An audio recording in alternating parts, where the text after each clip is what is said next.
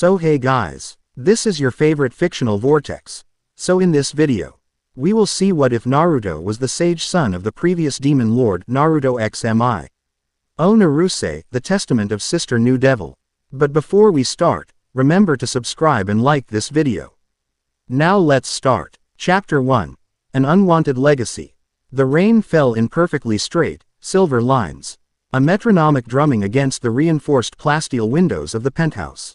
Inside, the air was still, filtered, and held at a precise 22 degrees Celsius with 45% humidity.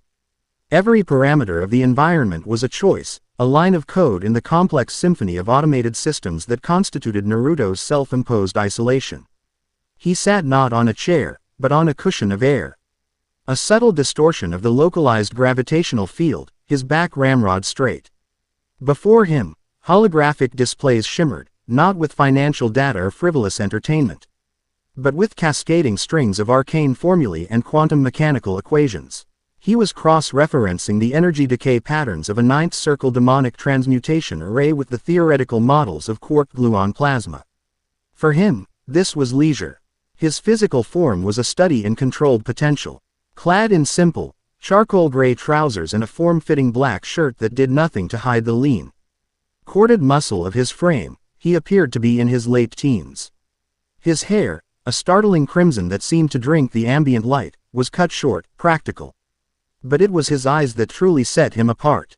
They were a piercing violet, a shade that didn't seem natural, and they held an intelligence that felt ancient, a profound stillness that bordered on unnerving.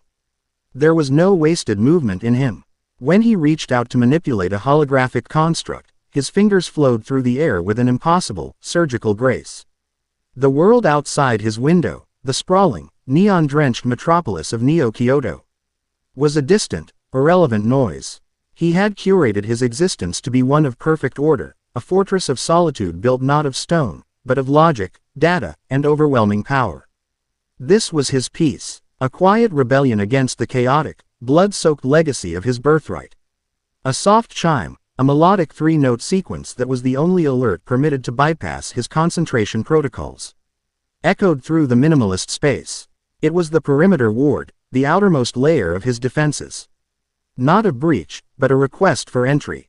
A highly unusual, and scheduled request. His violet eyes narrowed, the holographic displays dissolving into shimmering dust as he swiveled on his cushion of air. A new screen materialized, showing a high-fidelity image from a microscopic drone hovering a kilometer away. It depicted a small group, huddled in the rain-slicked alley behind the luxury apartment tower. 2 girls and a boy, all soaked, all exuding an aura of frantic desperation. The boy, with brown spiky hair, was supporting the smaller of the 2 girls, who had hair the same vibrant crimson as his own. The third, a girl with light orange hair, stood slightly apart. Her posture a failed attempt at a defensive stance, her gaze darting nervously. He didn't recognize them, but he recognized the energy signatures clinging to them like a shroud. The boy reeked of the hero clan, a scent of self-righteous ozone and misplaced zeal. The 2 girls, however, their energy was different. Demonic. One was a maelstrom of barely contained power, chaotic and raw, resonant, with a frequency he knew all too well. It was the bloodline of Wilbert, the previous demon lord. His father. The other girl was a succubus, her demonic nature veiled but still palpable to his senses, a low thrum of glamour and shadow. So, it begins. The thought was not one of panic or even surprise, but of weary resignation. He had always known this peace was a temporary reprieve. His father's death had left a vacuum, and nature, in all its forms, abhors a vacuum. Authorize entry. Naruto spoke, his voice a calm, low baritone that carried an intrinsic weight. Penthouse level, direct transport.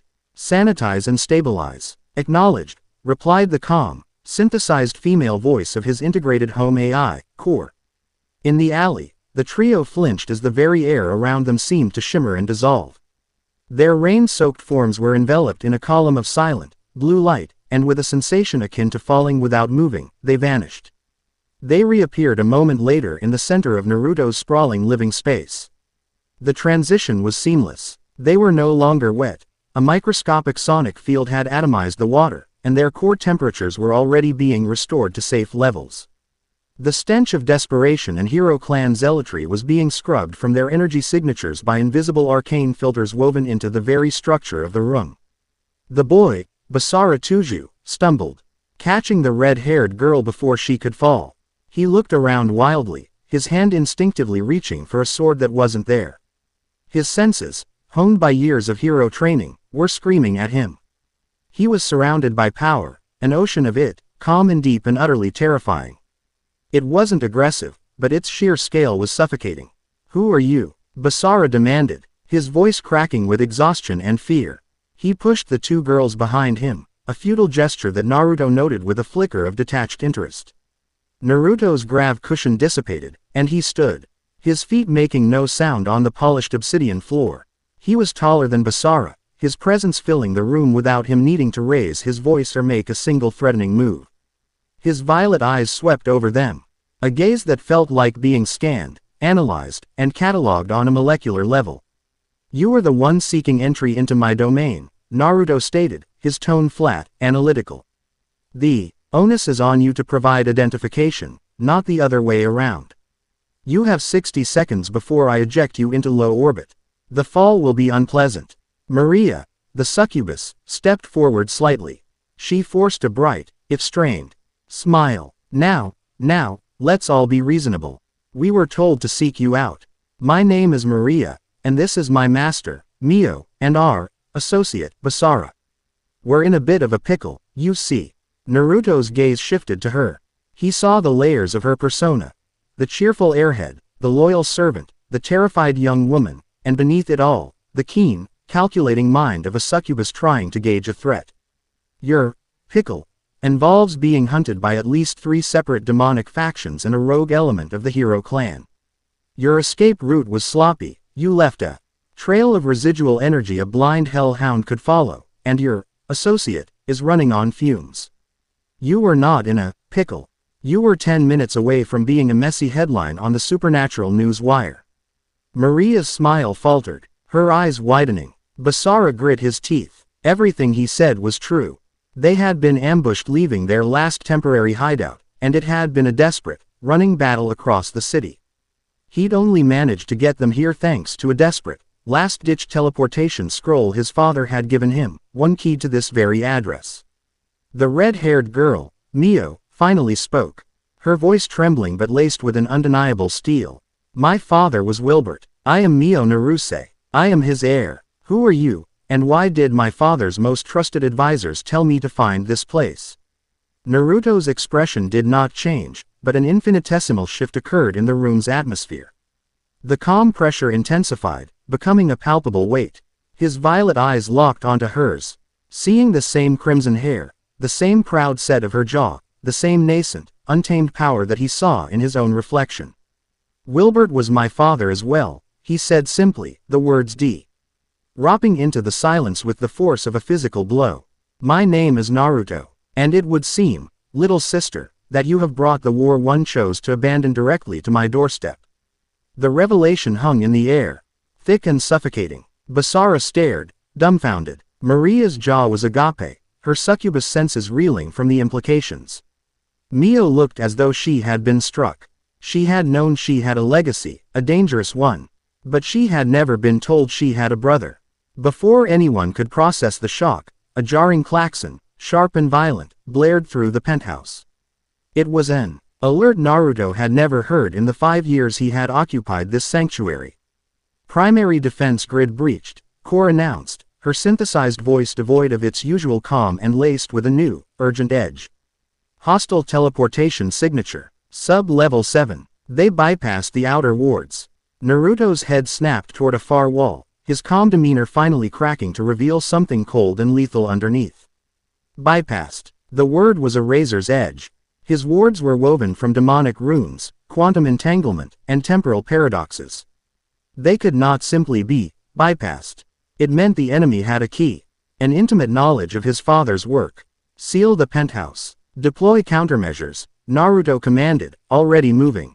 His body blurred, not with simple speed, but as if he were occupying multiple points in space at once. He appeared before a blank wall, pressing his palm against it.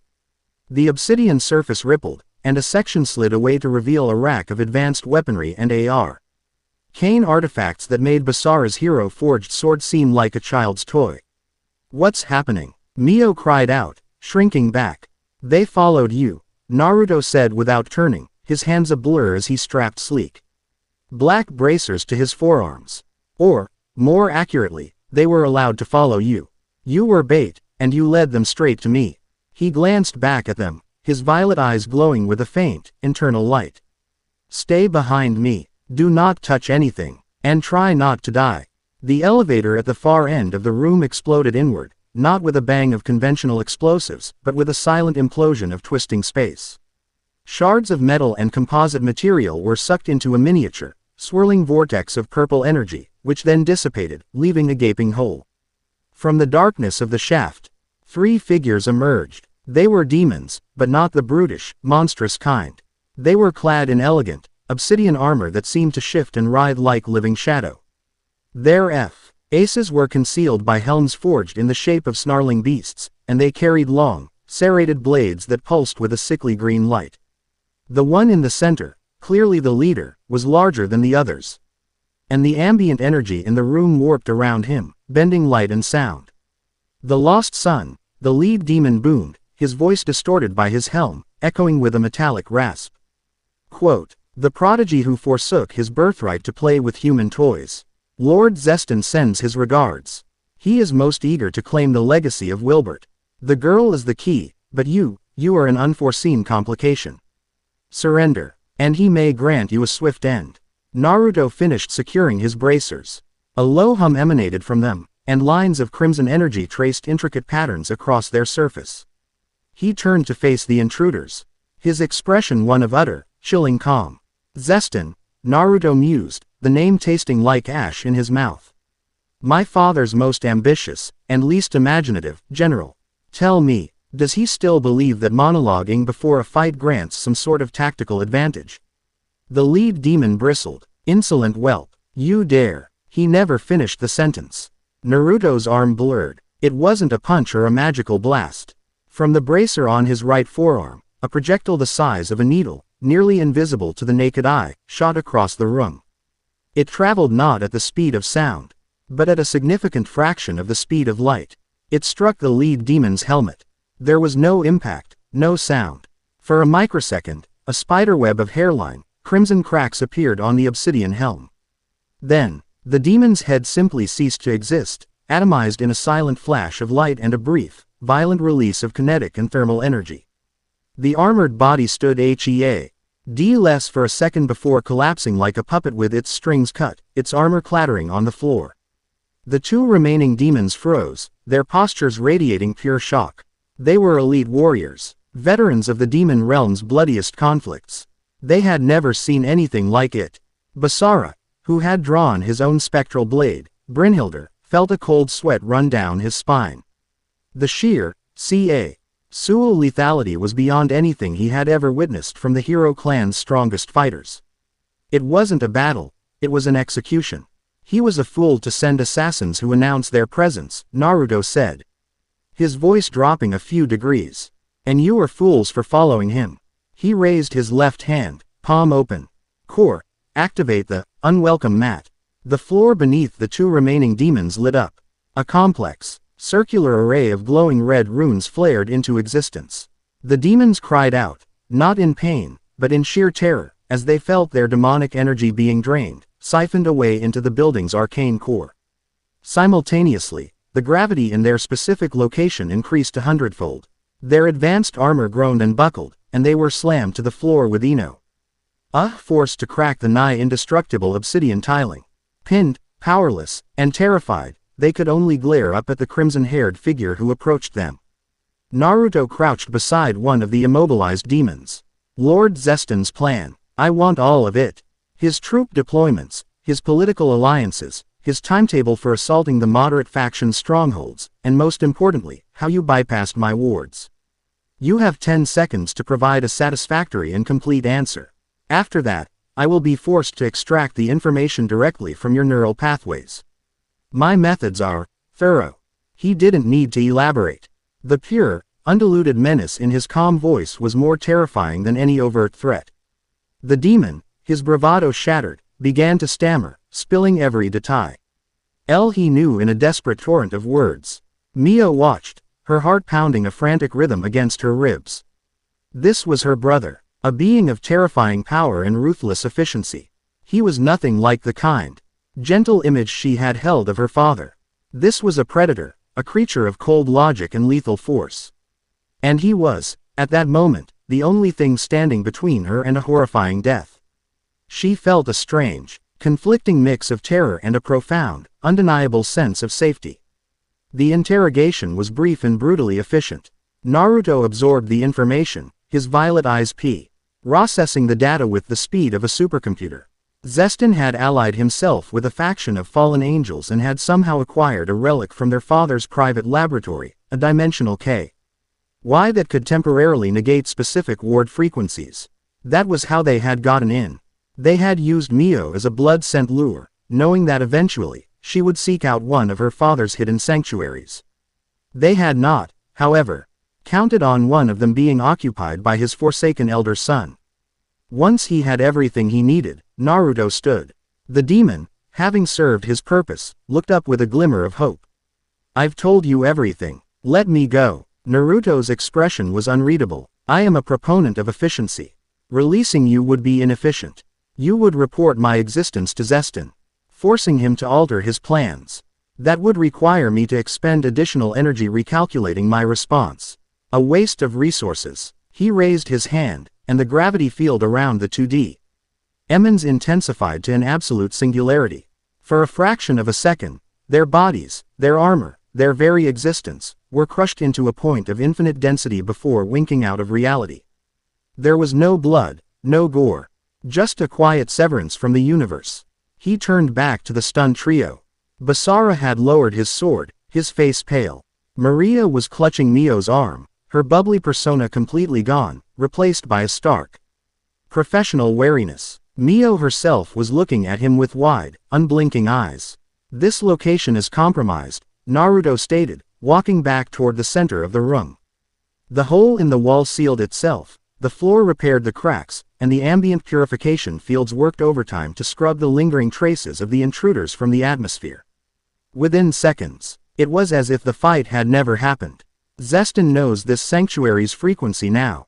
He will send more, stronger forces. We need to relocate. Relocate? Where? Basara asked, finding his voice. We've been running all over the city. Not to another temporary shelter, Naruto replied, his gaze distant. To a place Zestin cannot reach. A place my father built as a final bastion. It is shielded from all forms of scrying, exists in a pocket dimension, and is tied directly to our bloodline. It is called the Crimson Vault. He looked directly at Mio. And as my father's designated heir, your presence is required to fully activate its defenses. Maria spoke up, her voice cautious. This is all happening so fast. You say you're Mio's brother, but we've just met you. How can we be sure we can trust you? Naruto turned his full attention to her, and for the first time, there was something other than cold analysis in his eyes. It was a flicker of something ancient and weary. You can't, he said honestly. Trust is an irrational emotional response based on insufficient data. However, you can trust in my motivations. I have built a life of calculated, peaceful isolation. Your arrival has shattered that. Zestin and the other factions vying for our father's throne are a direct threat to my continued existence. Our goals, at this precise moment, are aligned: survival.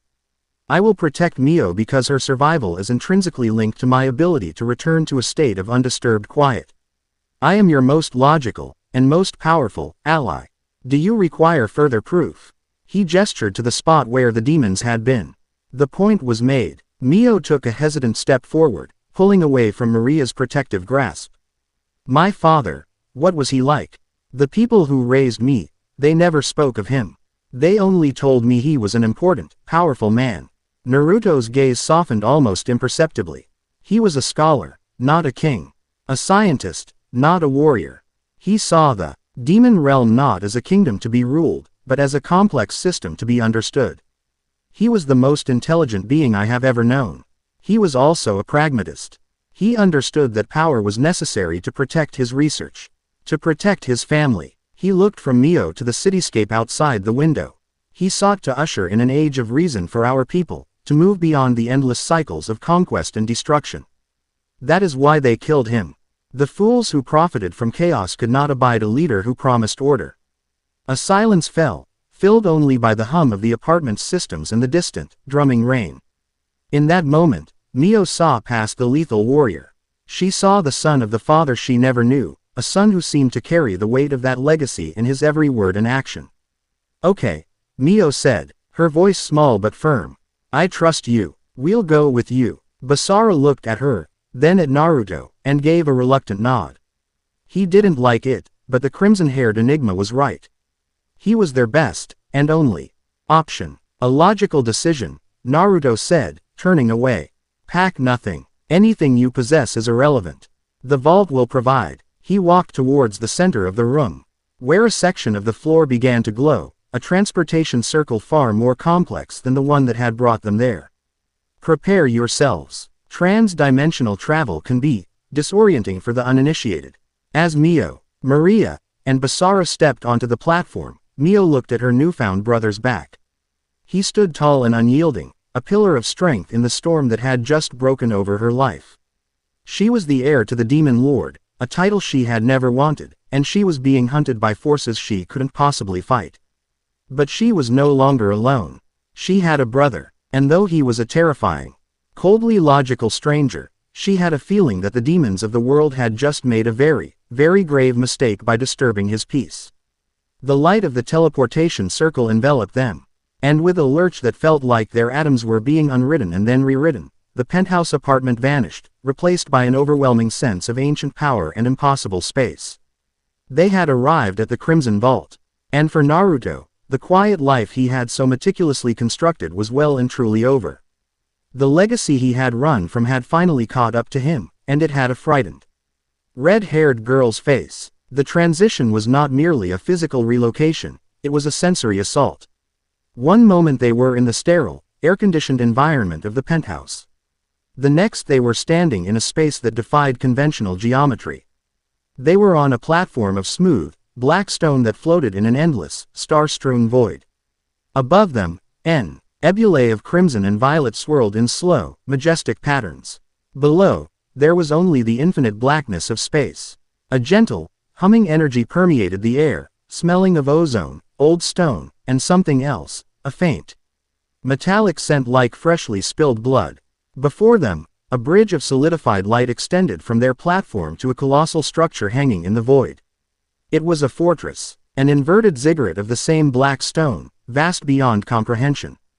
Its surface was covered in glowing, crimson runes that pulsed in a slow, steady rhythm, like a sleeping heart.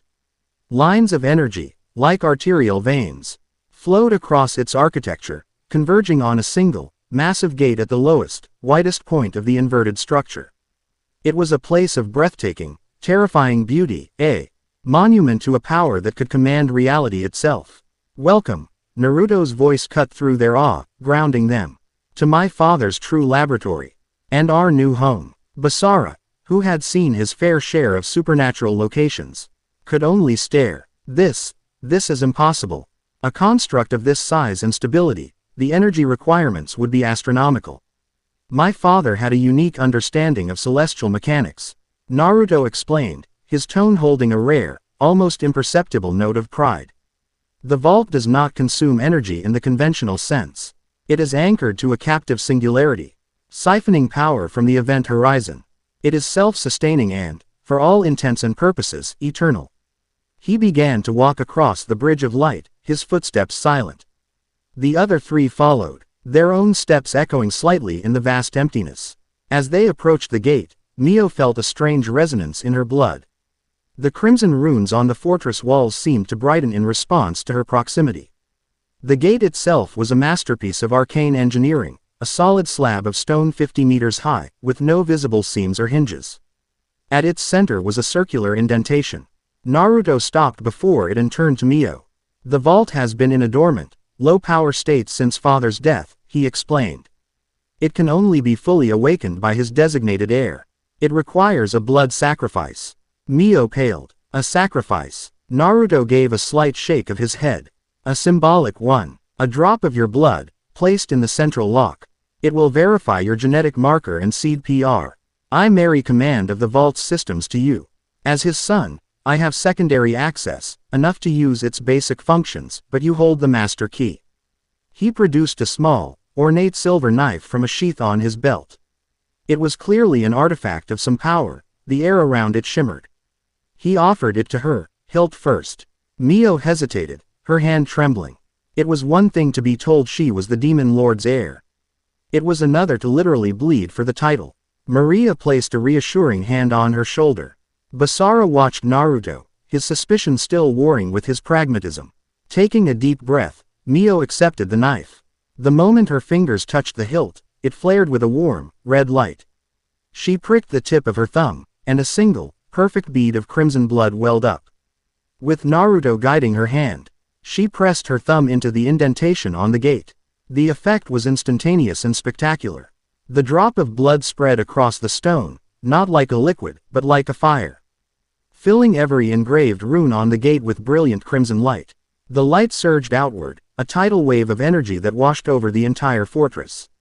The steady, heartbeat-like pulse of the structure quickened, and a deep, resonant hum vibrated through the very fabric of the pocket dimension. With a grinding sound that echoed through eternity, the massive gate began to retract, sliding into the fortress walls. The interior was just as awe-inspiring. They stood in a cavernous hall, the ceiling so high it was lost in shadow. Pillars of obsidian laced with veins of glowing crimson crystal supported the immense weight. The air was cool and clean. Automated, glowing orbs drifted lazily through the air, providing soft, ambient light. Walkways and platforms crisscrossed the space at various heights, leading to countless passages and doorways. The vault's systems are now active, Kor's voice announced, no longer from a hidden speaker but from the air all around them. Designate Mio Naruse recognized as primary administrator. Designate Naruto recognized as secondary administrator. All defensive and domestic protocols are now at 100%. Naruto nodded in satisfaction. Kor, assign living quarters for our guests. Something comfortable, and synthesize appropriate attire. Their current clothes are inadequate. He gave Basara's tattered hero uniform a disdainful glance. Of course, Administrator Naruto. The AI replied. 3 of the floating light orbs detached from the others and hovered before Mio, Maria, and Basara. Please follow the guides. Basara looked wary. We're just supposed to follow the floating light ball. It is either that or you can attempt to navigate a fortress that is larger than the island of Manhattan and contains laboratories dedicated to viral warfare, temporal mechanics, and the study of soul parasites, Naruto replied dryly. The choice is yours. Basara wisely decided to follow the orb. Maria gave Naruto a curious, searching look before ushering a still overwhelmed Mio after her own guide. Left alone in the great hall, Naruto closed his eyes for a moment. He could feel the vault around him, a familiar and comforting presence. He could feel the thrum of the singularity in its heart, the flow of information through its crystalline data conduits, the hum of the automated forges and laboratories deep in its core. This was his true home. The place where he had been born and raised, the place he had fled in search of something he could only define as less. His quiet life was over. The war had come for him. Zestin was only the first, the most obvious threat. Others would follow. The council of elders who had betrayed his father. The hero clan, who would stop at nothing to prevent a new demon lord from rising. Perhaps even the forces of heaven, who always saw opportunity in the chaos of the other realms. And he was at the center of it all, bound by a blood duty to a sister he had never known, a girl who carried the fate of their people in her untried hands. He opened his violet eyes, and they were no longer just calm and analytical. They burned with a new, cold fire. A fire that had been banked for years, but never truly extinguished. Kor, he said, his voice echoing in the vast hall. Access my personal armory, protocol, Crimson Requiem, and begin tactical analysis of Zestin's forces based on the data from the assassin. Project a 3-dimensional battle map in the command center. I want to know his every weakness. Acknowledged, the AI responded. Naruto turned and walked towards a rising PLA. T form that would take him to the heart of the fortress, the command center his father had used to observe the universe. He had tried to escape his legacy, to live as something other than the son of the demon lord. But destiny, it seemed, was not a variable he could so easily write out of the equation. Very well, if they wanted a war, he would give them one. He would show them the difference between a brutish general like Zeston and the true heir to Wilbert's genius. He would show them the meaning of overwhelming, calculating, and absolute power. The prodigal son had returned, not as a ruler, but as a storm that would cleanse the world of all who had threatened his peace. Chapter 1 End. Chapter 2. Echoes in the Void. The first thing Mio noticed upon waking was the silence.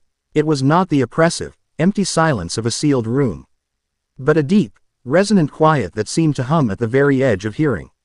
It was the sound of immense, dormant power, the gentle respiration of the colossal fortress she now called home. She lay on a bed that had molded itself perfectly to her form, the sheets a silken, self-warming fabric that felt like a gentle caress. The air tasted pure, with a faint, clean scent of ozone and something vaguely metallic, like the air after a thunderstorm. A soft, ambient light emanated from the crystalline patterns on the high ceiling, mimicking the gentle glow of a pre-dawn sky. Her room was a testament to the vault's impossible nature.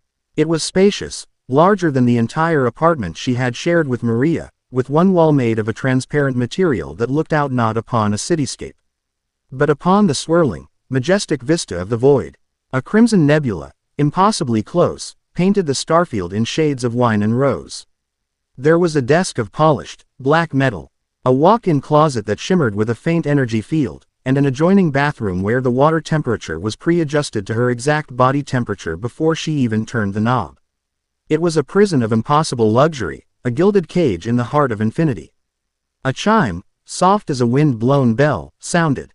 "Good morning, Administrator Mio," Core's disembodied voice spoke, warm and deferential. "The time is 0700 standard. Administrator Naruto has requested your presence, along with your companions, in the primary refectory for the morning meal." Pushing herself up, Mio felt a pang of anxiety. Naruto, her brother, the cold, efficient being who had dispatched 3 elite demons as if they were errant insects. The memory was a stark, chilling contrast to the serene environment of her quarters. She walked into the closet and found it filled with an array of new clothing, all in her size. They were simple, elegant designs in dark, rich colors, made of fabrics she didn't recognize. She chose a simple black tunic and dark gray trousers, the material feeling both incredibly light and remarkably durable. When she emerged, Maria and Basara were waiting in the corridor outside, a wide, sweeping hallway carved from the same obsidian and crimson-veined crystal. Maria, ever the adaptable one, was already dressed in a new, form-fitting purple jumpsuit, looking more curious than intimidated. Basara, however, was a portrait of unease. He wore a simple gray shirt and black cargo pants, but his hand kept straying to his hip, where the hilt of his spectral sword, Brynhildr, would normally be.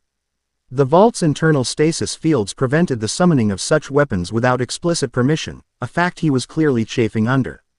"Sleep well," Maria chirped, her tone belying the slight tension in her shoulders. "I dreamed I was floating through a sea of stars. It was either a profound experience or the atmospheric regulators are more potent than I thought." "It's too quiet," Basara grumbled, his eyes scanning the cavernous hallway. "I can't feel the outside world. I can't sense any threats. It's like being in a tomb. Given our recent experiences, a tomb sounds like a significant upgrade." Maria retorted. A floating orb of light appeared, bobbing patiently. It led them through a bewildering network of corridors and transport platforms that moved silently through the air. They passed vast, sealed chambers from which they could hear the faint hum of unimaginable machinery, and at one point, crossed a transparent bridge that looked down into a vast arboretum, where impossible bioluminescent flora grew under the light of a miniature, contained sun. The sheer scale of the place was a constant, humbling presence. The refectory was a circular chamber with another panoramic view of the void. A simple, round table of black stone stood in the center. Naruto was already there, seated with his back to the star-flecked abyss. He was dressed in a similar fashion to them, in a dark red shirt and black trousers, but on him, the simple attire looked like a uniform. Before him, A holographic screen flickered with complex data streams. He didn't look up as they entered. His attention utterly absorbed. "Sit," he said, his voice calm, distracted. "The synthesizers will provide whatever you request. Simply state your preference." Mio hesitated, then sat opposite him. "I'll just have orange juice and toast." A section of the table glowed, and in a shimmer of light, a tall glass of perfectly chilled juice and 2 slices of golden brown toast materialized. The scent was rich and impossibly fresh. Basara, suspicious but hungry, grunted, "Coffee, black, bacon and eggs." Maria, with a mischievous glint in her eye, requested a Belgian waffle with strawberries and cream. Each request was met instantly. Naruto finally looked up, his violet eyes sweeping over them as he dismissed his screen with a wave of his hand. The vault is operating at optimal efficiency. The outer shell is reinforced with a chronoton-laced crystalline lattice, rendering it impervious to conventional and most unconventional forms of attack. The pocket dimension is stable. We are, for the moment, secure. Secure from Zestin, maybe, Basara challenged, taking a gulp of his coffee. But what about the hero clan? They know Mio exists. They won't just let her become the next demon lord. An astute observation, Naruto said, a flicker of something that might have been approval in his eyes. He raised his hand, and a new, massive holographic display materialized in the center of the room. It was a 3-dimensional star chart, but the stars were labeled with demonic house sigils and hero clan insignias. Zestin is a blunt instrument. His strategy is a direct assault, relying on superior numbers and the element of surprise. Having lost the latter, he is currently regrouping.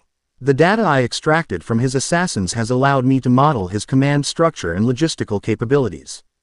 He is predictable. He is a problem that can be solved with the appropriate application of force. He zoomed in on another section of the map, a cluster of insignias marked with the symbol of a balanced sword and shield. The hero clan is a more complex variable. They are not a monolith. There is the moderate faction, led by Jin Tuju, your father. He nodded at Basara, who believe in monitoring and containing demonic threats. They are pragmatic, if misguided. Then there is the radical faction, who believe in the complete and utter eradication of all demon kind. They are the ones who sanctioned the attacks on Mio's adoptive parents. Basara's jaw tightened. He knew this, had lived this schism his entire life. To hear it laid out so clinically by a demon was jarring. The immediate threat, Naruto continued, his finger tracing a line from the hero clan's cluster to their own location, will come from them. They cannot sense this location directly, but they can sense the absence of Mio's energy signature on Earth. They will interpret her disappearance as a demonic abduction. They will send an asset to investigate her last known location. Specifically, they will send someone close to her. Someone she might trust. A childhood friend. He looked directly at Mio, whose face had gone pale. "Yuki," she whispered. "Yuki no Naka," Naruto confirmed, a file appearing in the air next to his head, displaying a picture of a pretty, blue-haired girl. Special class hero, wielder of the sacred sword, Sakuya. Renowned for her speed and precision. Your designated observer and, if necessary, executioner. She has been Mio's friend and minder since you were children. The revelation struck Mio like a physical blow. No, Yuki wouldn't. She's my friend. Friendship is a variable, not a constant. Naruto stated, his tone devoid of cruelty, merely stating a fact. Her loyalty is to her clan and their ideology. Her personal feelings for you are a potential weakness they will exploit.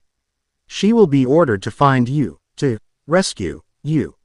When she finds you in the company of other demons, and a brother you never knew you had, she will be ordered to eliminate the threat.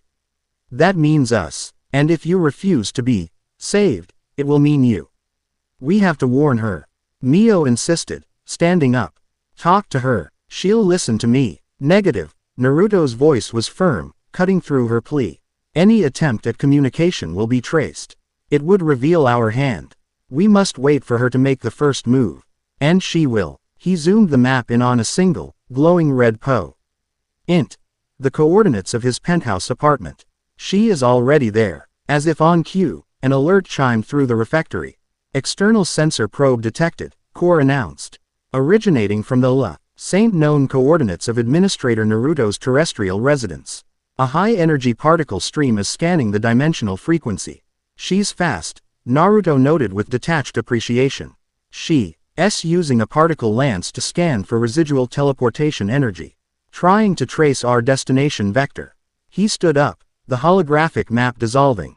The trace will fail. The transport from the penthouse to the vault involved a recursive dimensional shift through 7-folded realities. It's like trying to trace a single drop of water in an ocean.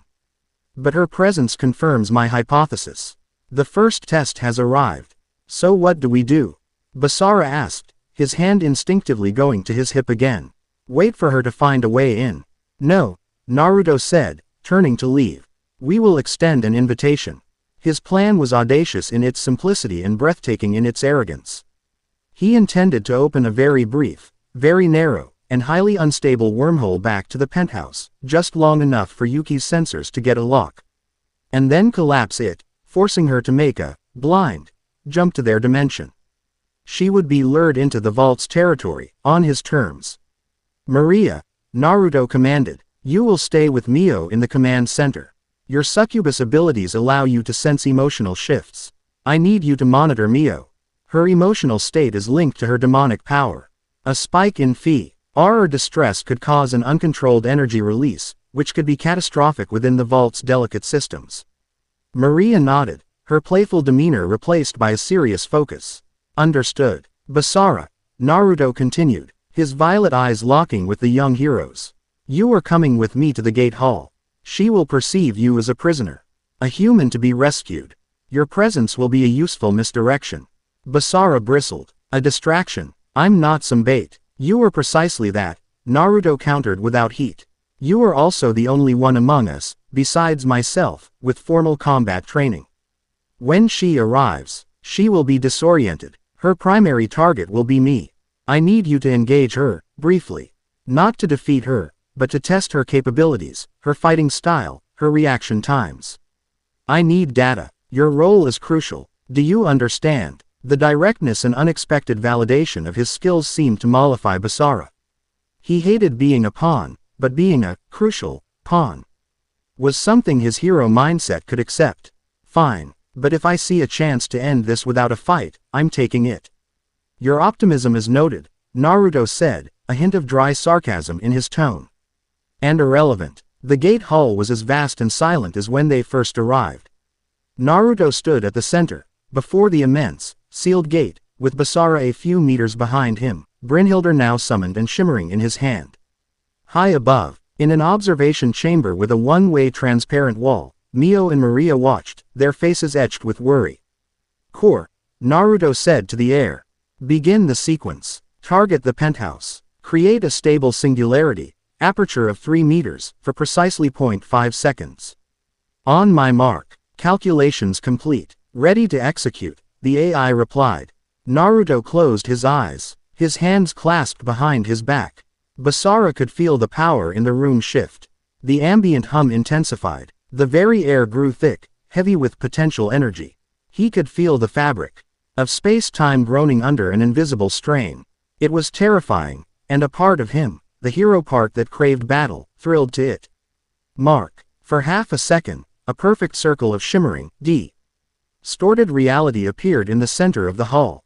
Through it, Basara could see a fleeting, warped image of the penthouse apartment, and a blue-haired girl in a white and blue combat uniform, her eyes wide with shock as her equipment shrieked with the impossible data reading. Then, just as quickly as it appeared, the portal snapped shut with a sound like tearing silk. Trace confirmed, Core's voice announced. Hostile dimensional jump initiated. ETA, 17 seconds. She took the bait, Naruto said, his eyes still closed. Basara, be ready. Her technique relies on Iaido principles. Explosive, straight-line attacks. Do not meet her head-on. Parry, deflect, observe. 17 seconds felt like an eternity. The silence of the hall was a held breath. Then, a violent tear of light erupted 20 meters in front of them. It was not the clean, controlled portal Naruto had created, but a raw, jagged wound in reality. From it, Yuki no Naka emerged, her sacred sword Sakuya already drawn, its blade a sliver of pure, white light. Her landing was flawless. She was immediately in a low crouch, her blue eyes, sharp as ice chips, taking in the impossible vista of the gate hall. Her gaze flicked past the imposing demon with crimson hair to lock onto the boy in the hero's stance. "Basara," she cried, her voice a mix of shock and relief. "Are you all right? What is this place? Where is Mio?" "Yuki, wait," Basara shouted, raising a hand. "It's not what you think." Yuki's eyes narrowed. She saw the powerful demon standing calmly behind him. She saw the oppressive demonic energy of the fortress. To her, the picture was clear. Basara was a prisoner, trying to buy his captor time. Her duty was absolute. "Forgive me, Basara," she whispered. "Sakuya." First form, flash step. She vanished. To a normal human eye, she would have simply disappeared and reappeared in front of Basara, her sword already swinging. But Basara was no normal human. He saw the blur of motion, the displacement of air. He brought Brynhildr up just in time. Not to block, but to deflect, just as Naruto had instructed. The clash of swords was not a clang of metal, but a high-pitched scream of competing energies. Spa, RKS of golden and white light exploded from the impact. Yuki's speed was incredible. The force of the blow sent a shockwave that cracked the stone floor. Basara was driven back several feet, his arms numb from the impact. "So, you were a traitor as well, Basara Tuju," Yuki hissed, her face a mask of cold fury as she pressed her attack. Her movements were a blur, a dance of deadly precision. Each strike was aimed at a vital point. Each step was perfectly calculated. She was a living weapon, honed by years of relentless training. Basara was on the defensive, his own considerable skill pushed to its absolute limit. He was parrying, dodging, using Brynhildr's unique ability to banish and absorb energy to weather the storm of her attacks. He was holding his own, but only just. Throughout the brief, violent exchange, Naruto had not moved. He stood with his arms folded, his violet eyes tracking Yuki's every motion. He wasn't watching a fight, he was processing data. He noted the precise energy output of her sword, the microsecond delays in her footwork as she compensated for the vaults slightly higher than Earth gravity, the subtle tells in her breathing that indicated when she was about to use a power-intensive technique. High above, Mio pounded on the transparent wall. "Stop it, Yuki, stop." Her voice was inaudible in the hall below, but her distress was palpable. Maria held her back, murmuring reassurances. Her eyes fixed on Naruto, trying to understand his endgame.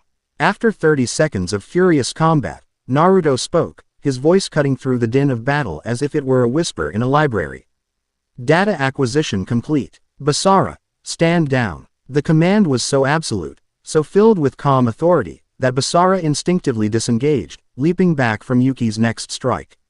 Yuki, seeing her opening, pressed forward, her sword glowing with blinding intensity. "Sakuya." Final form, Heaven's Blade. She lunged, her entire body and sword becoming a single projectile of pure, destructive light. Aimed directly at the still unmoving Naruto. Naruto simply raised his left hand, his palm open. He did not erect a shield. He did not counter with a blast of demonic energy. As the tip of Yuki's sacred sword, an artifact capable of slicing through dimensions, came within an inch of his palm, he simply said, "Deconstruct." The effect was subtle, and all the more terrifying for it. The brilliant light of Heaven's Blade did not explode. It unraveled. The complex weave of sacred energy, divine runes, and hero's willpower that formed the attack was systematically and instantly dismantled. The light frayed into component strands of energy, which were then absorbed into the air, feeding the vault's ambient power. The sacred sword Sakuya, now stripped of its power, was just a masterfully forged katana. Yuki's forward momentum carried her onward, and she found her blade stopped not by an impenetrable barrier, but by Naruto's fingers, which had casually closed around the steel, halting its progress with no visible effort. Yuki froze, her eyes wide with disbelief. Her ultimate technique, an attack that had slain powerful demons and even a lesser god, had been undone. Not blocked, not countered, but simply taken apart as if it were a child's toy. The raw, physical strength required to stop her blade with 2 fingers was, in itself, monstrous. "Your technique is impressive," Naruto said, his voice quiet, but it relies on a singular, focused application of sacred energy. A one-trick pony. All one has to do is unravel the underlying principles of that energy, and the trick falls apart. He looked into her shocked blue eyes. Your clan taught you how to fight. They never taught you to understand the nature of the power you wield. A critical flaw in your education. With a flick of his wrist, he disarmed her. Sakuya flew from her grasp, spinning through the air, and embedded itself, quivering, in the stone wall 100 meters away. Before she could react, he had stepped forward, closing the distance. His hand moved in a blur, not striking her, but touching specific pressure points on her neck and torso with surgical precision. Yuki's body locked up. Her vaunted speed was gone. She couldn't move a muscle. She felt her connection to her sacred power severed. She was helpless, completely and utterly at his mercy. What did you do to me? She gasped, her voice tight with panic. I have temporarily disrupted the flow of energy between your soul and your nervous system, Naruto explained calmly, as if discussing a mechanical problem. You are not harmed. You are merely offline. It will wear off in an hour. He turned his back on the paralyzed hero and looked up towards the observation chamber, his violet eyes seeming to pierce the one-way barrier and meet Mio's directly. The threat has been neutralized, he stated. The test is over. He then walked over to where Basara was catching his breath, leaving Yuki standing, frozen like a statue, in the middle of the vast, silent hall. He had not boasted. He had not postured. He had faced one of the hero clan's most elite warriors and had neutralized her with the casual, analytica precision of a scientist dissecting a specimen. In the observation deck, Mio stared, her fear now mingled with a profound, earth-shattering sense of awe. This was her brother's power. Not the wild, chaotic power of a demon lord, but something else entirely. It was the power of absolute understanding.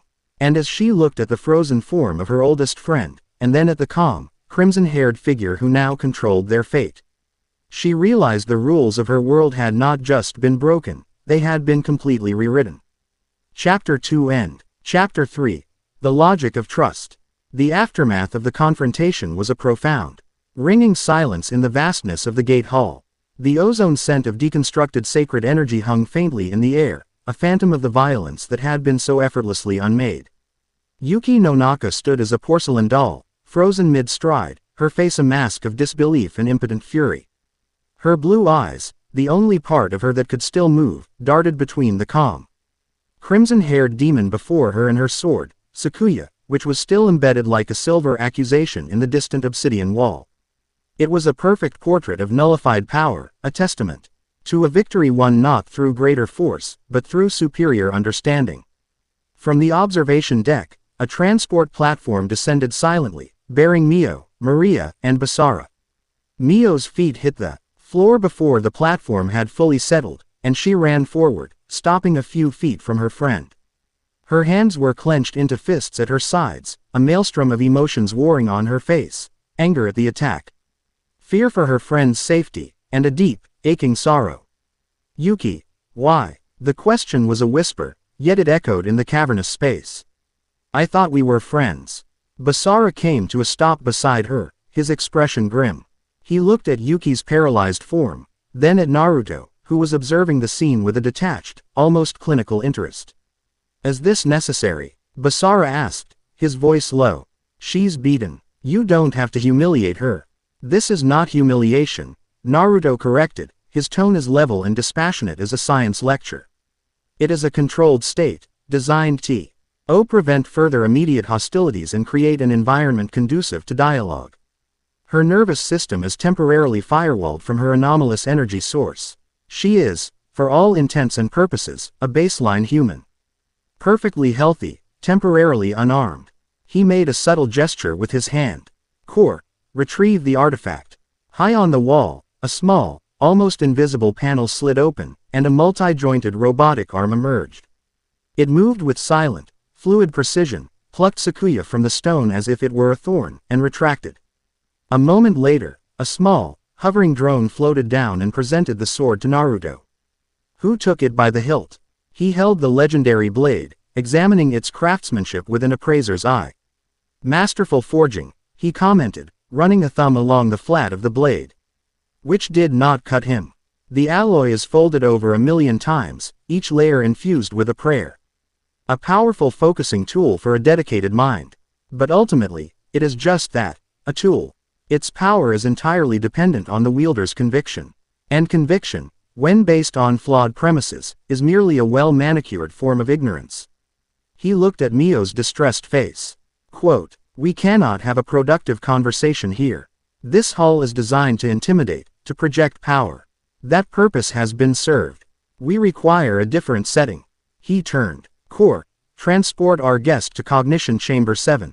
Remove the neural stasis once she is secured. The rest of you, follow me." He began to walk towards a transport platform, not waiting to see if they would obey. His confidence was so absolute that it bent the will of those around him. Mio cast one last, worried glance at Yuki, whose form was enveloped in a gentle blue light and lifted silently into the air, floating away towards a different corridor. Maria put a comforting arm around her. "Come on, Mio-sama. He's not hurting her. I think this is something different." Maria's succubus senses were tingling. This wasn't the prelude to a torture session. Naruto's aura lacked the sadistic heat for that. This felt like the preparation for a delicate, complex surgery. The cognition chamber was unlike any other part of the vault they had seen. It was a perfect sphere, perhaps 50 meters in diameter, with no visible doors, seams, or light fixtures. The walls, floor, and ceiling were a uniform, matte white, creating a disorienting sense of infinite, featureless space. The moment they stepped inside from the transport platform, the entrance vanished, leaving them in a seamless globe of white. In the exact center of the sphere, a single, comfortable-looking chair of black metal had materialized. A moment later, Yuki faded into view, gently deposited into the chair. She was slumped forward, and as he last of the blue transport energy dissipated, she gasped, her body shuddering as control returned to her limbs. She shot upright, her head snapping around, her hands instinctively flying to her hip for a sword that was not there. "Where am I? What is this place?" she demanded, her voice sharp with a fear she was trying to conceal with aggression. "You were in a space designed for thought, Naruto's voice came from everywhere and nowhere at once. He was standing near the wall with Basara, Maria, and Mio, yet his voice was perfectly modulated, seeming to originate directly inside her head. "There are no shadows here. No distractions. Only ideas." He gestured, and 4 more chairs rose from the white floor for the others, placed in a loose semicircle a respectful distance from Yuki's. "The chamber is shielded. Your energy is being dampened at the quantum level. You could not summon a spark of sacred light if you tried. You are not a hero here, Yuki no Naka.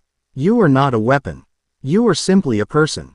Let us begin there." Yuki glared at him, her body tense. "I have nothing to say to a demon. Release me, and my friends." An incorrect statement and a baseless demand, Naruto countered calmly, taking a seat. The others followed his lead. "You have a great deal to say, though you may not be aware of it yet. And they," he gestured to the others, "are not my prisoners. They are my allies, my family. Family, you just met them." Yuki spat. "You've bewitched them with your demonic power." "Have I, Basara?" Naruto asked, not even looking at the hero. Basara shifted uncomfortably in his chair. He met Yuki's desperate, pleading gaze. "No," he said, his voice firm. "He hasn't. I'm here because it's the only choice that makes sense. We were being hunted, Yuki. By demons, and by our own people." He offered us safety. Safety in the belly of the beast. Naruto held up a hand, silencing her. The authority in the simple gesture was absolute. "Let us dispense with the rhetoric and the programmed responses. Your clan has filled your head with a very simple, very effective narrative. Demons are evil, heroes are good. The world is a conflict between light and shadow. It is a story for children. But it is effective for creating loyal soldiers who do not ask difficult questions. I, however, prefer difficult questions. So, let me ask you one. What is a demon?" Yuki blinked, thrown off by the unexpected philosophical turn. A demon is a being of chaos and destruction. A monster that feeds on the suffering of humans. It was a textbook answer, one she had probably recited 1,000 times. "An inadequate definition," Naruto replied. The white wall behind him shimmered, and it was no longer a wall. It was a screen, displaying a swirling, three-dimensional image of a DNA double helix. Except this one was impossibly complex, with multiple strands woven together in a lattice of light. The demonic classification refers to a wide range of sentient species originating from the alternate dimension you call the demon realm. Our biology is not carbon-based, but is founded on a stable interaction of exotic matter and spiritual energy. This allows us to manipulate the laws of physics in ways that appear magical to less advanced species. Some breeds are predatory, it is true, just as some terrestrial animals are predatory, but many are not. My father, Wilbert, was a physicist. His demonic power was the ability to perceive and manipulate 16 dimensions of reality. Does that make him inherently evil, or simply different? The display changed, showing complex equations and charts that Yuki couldn't begin to comprehend. Your clan defines us by our potential for destruction, Naruto continued, his voice a calm, relentless current of logic. By that standard, humanity is the most demonic race in this universe. You have created weapons capable of sterilizing your entire planet. You have slaughtered each other by the millions over disagreements about which imaginary friend you pray to, or the color of your skin. A demon general like Zeston might raise a city. A human general, with a briefcase and a code, could end all life. So I ask you again, Yuki no Naka, by what metric do you judge us, evil? You twist words, Yuki shot back, though her voice lacked its earlier conviction. We protect the innocent from your kind. Do you? The screen behind Naruto shifted again. It showed a satellite image of a small, peaceful town. A red circle appeared around a quaint, two-story house. This was the home of Mio's adoptive parents. They were kind people. They raised her, loved her, protected her. They were innocent. 3 months ago, they were murdered. Not by demons. They were incinerated by a purification squad from the radical faction of the hero clan. Your clan. Their crime. Harboring a child with demonic blood, even though that child had never harmed a soul. Yuki flinched as if struck. That was a necessary tragedy to prevent a greater evil. The council decided. Naruto interrupted, his voice edged with ice. A group of old men, steeped in tradition and fear, decided that 2 innocent lives were an acceptable price to pay for ideological purity. They did not see a family, they saw a contamination. And you, Yuki, as their finest soldier, are the end product of that philosophy. You are the perfectly sharpened scalpel, sent to excise a perceived cancer, and you have never once questioned the morality of the surgeons who wield you. He stood up and began to pace slowly in the white void. You were sent to rescue Mio. Let us analyze that. You found her in a place of absolute safety, in the company of her brother and a fellow hero. She was unharmed, and yet, your immediate response was to initiate a lethal force protocol. You did not ask questions. You did not assess the situation. You followed your programming. You saw a demon, and you attacked. You saw your friend, Basara, standing with that demon. And you branded him a traitor without a moment's hesitation. Does that sound like a rescuer, or an assassin with a convenient excuse? Every word was a precision strike against the foundation of her identity.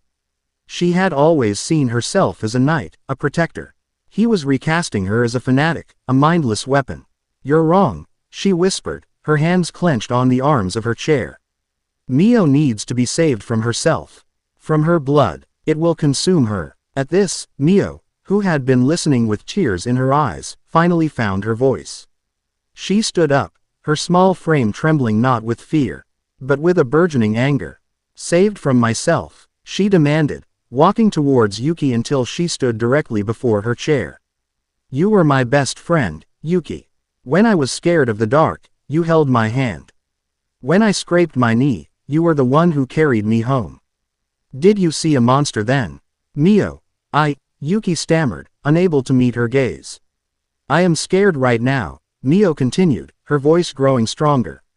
More resolute. I am terrified. I just found out my father was a demon lord, that I have a brother I never knew, and that there are people, demons and heroes, who want me dead. I have never been more scared in my entire life. But for the first time, I don't feel alone. And I am not a curse. I am not a disease to be cured. I am Mio Naruse. Her voice rang with a That had nothing to do with her demonic heritage. It was the power of a young woman claiming her own identity.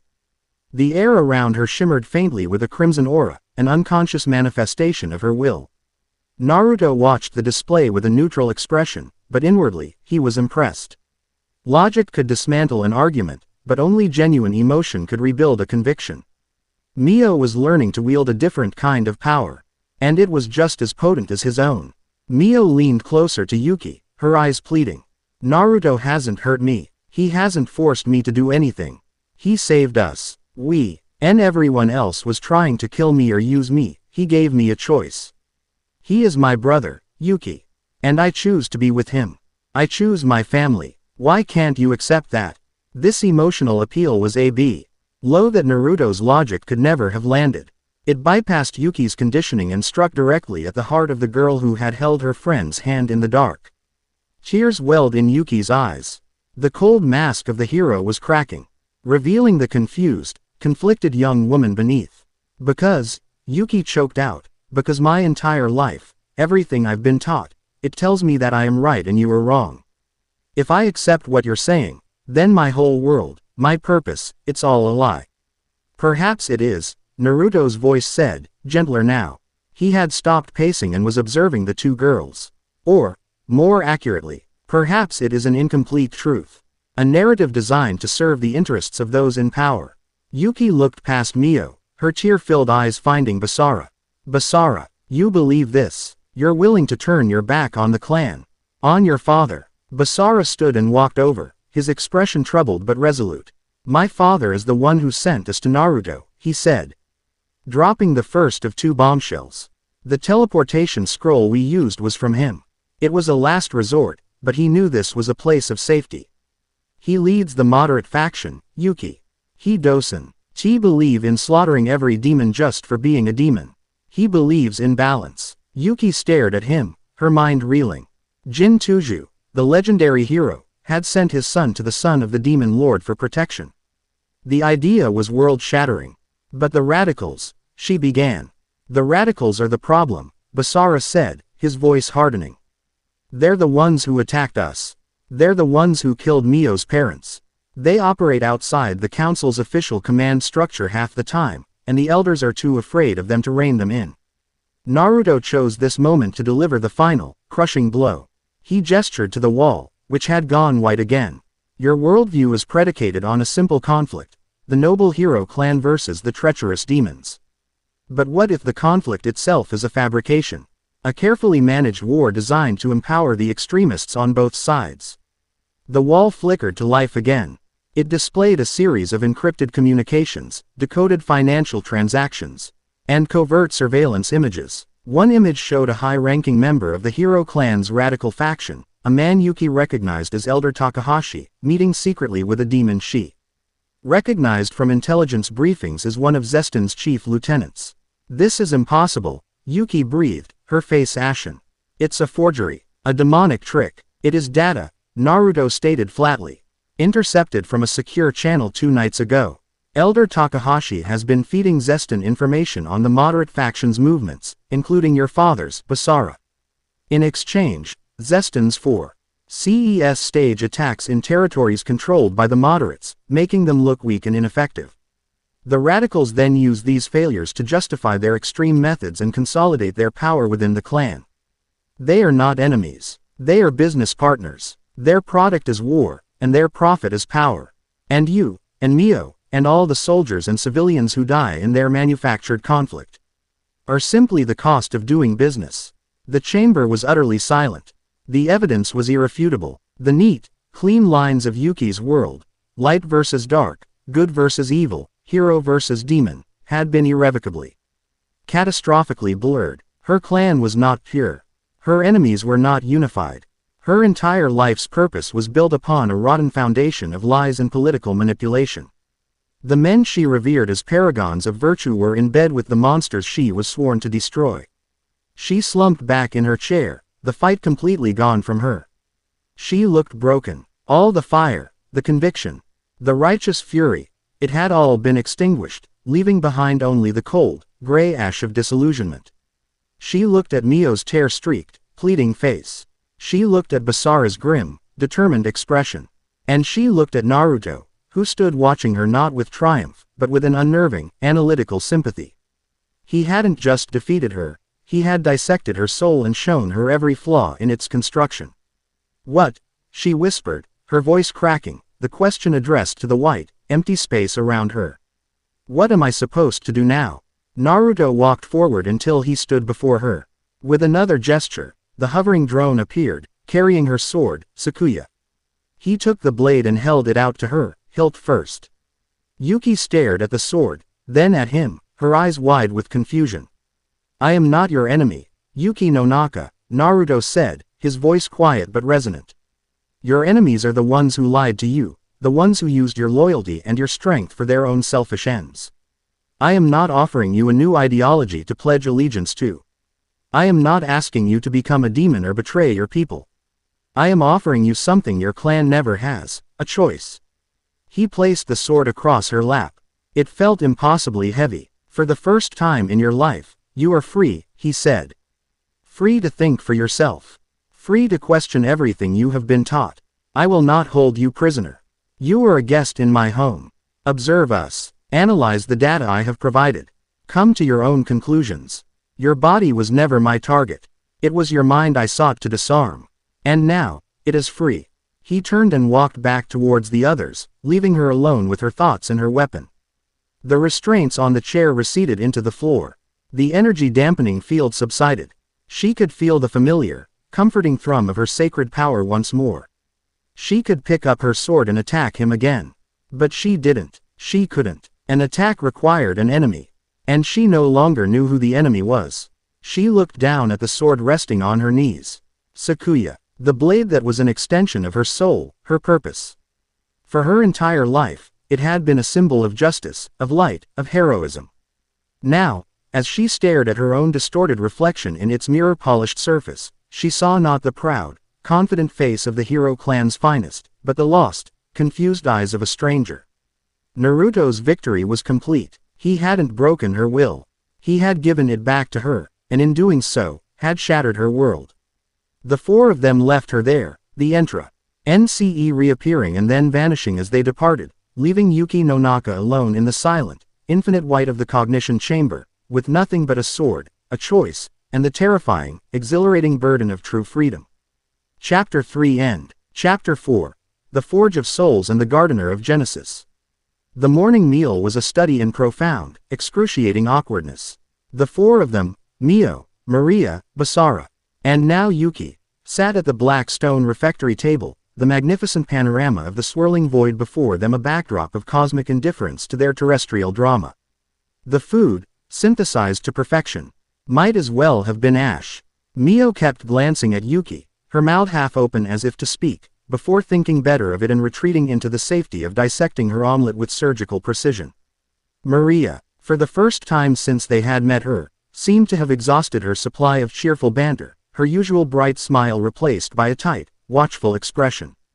Basara, ever the stoic soldier, simply ate. His posture rigid, his gaze fixed on the tabletop as if it held the secrets to navigating this social minefield. And then there was Yuki. She sat straight-backed, her hands resting in her lap, her plate untouched. Sakuya was laid on the table beside her, a silent, gleaming testament to her inner turmoil. She was a ghost at the feast, her physical presence a stark reminder of the shattered certainties of the previous day. Her face was pale, her eyes distant, as though she were trying to redraw the map of her entire existence from memory, only to find the ink had bled and the coastlines had all changed. She was no longer a prisoner, but she was far from free. She was adrift in a sea of cognitive dissonance, and the silence of the refectory was the sound of her drowning. Naruto was not present. He had, according to Core, been occupied since the early hours in the primary data nexus, a phrase that conjured images of a god entangling the threads of fate. His absence, however, did not alleviate the tension, it amplified it. It was his world they were in, his rules they were abiding by, and his shadow that loomed over their every interaction. Finally, Mio could bear it no longer. "Yuki," she began, her voice small, hesitant. Are you okay?" Yuki's gaze slowly focused on her, and for a moment, Mio saw a flash of the old Yuki, the protective older sister figure. But it was immediately subsumed by a wave of confusion and pain. I don't know, Yuki answered, her voice a dry rasp. I don't know what I am. You're my friend, Mio said, a desperate plea lacing her words. Am I? Yuki's gaze flickered to Basara. Yesterday, I was prepared to kill him because he stood beside a demon. I was prepared to subdue you for your own good. A friend doesn't do that.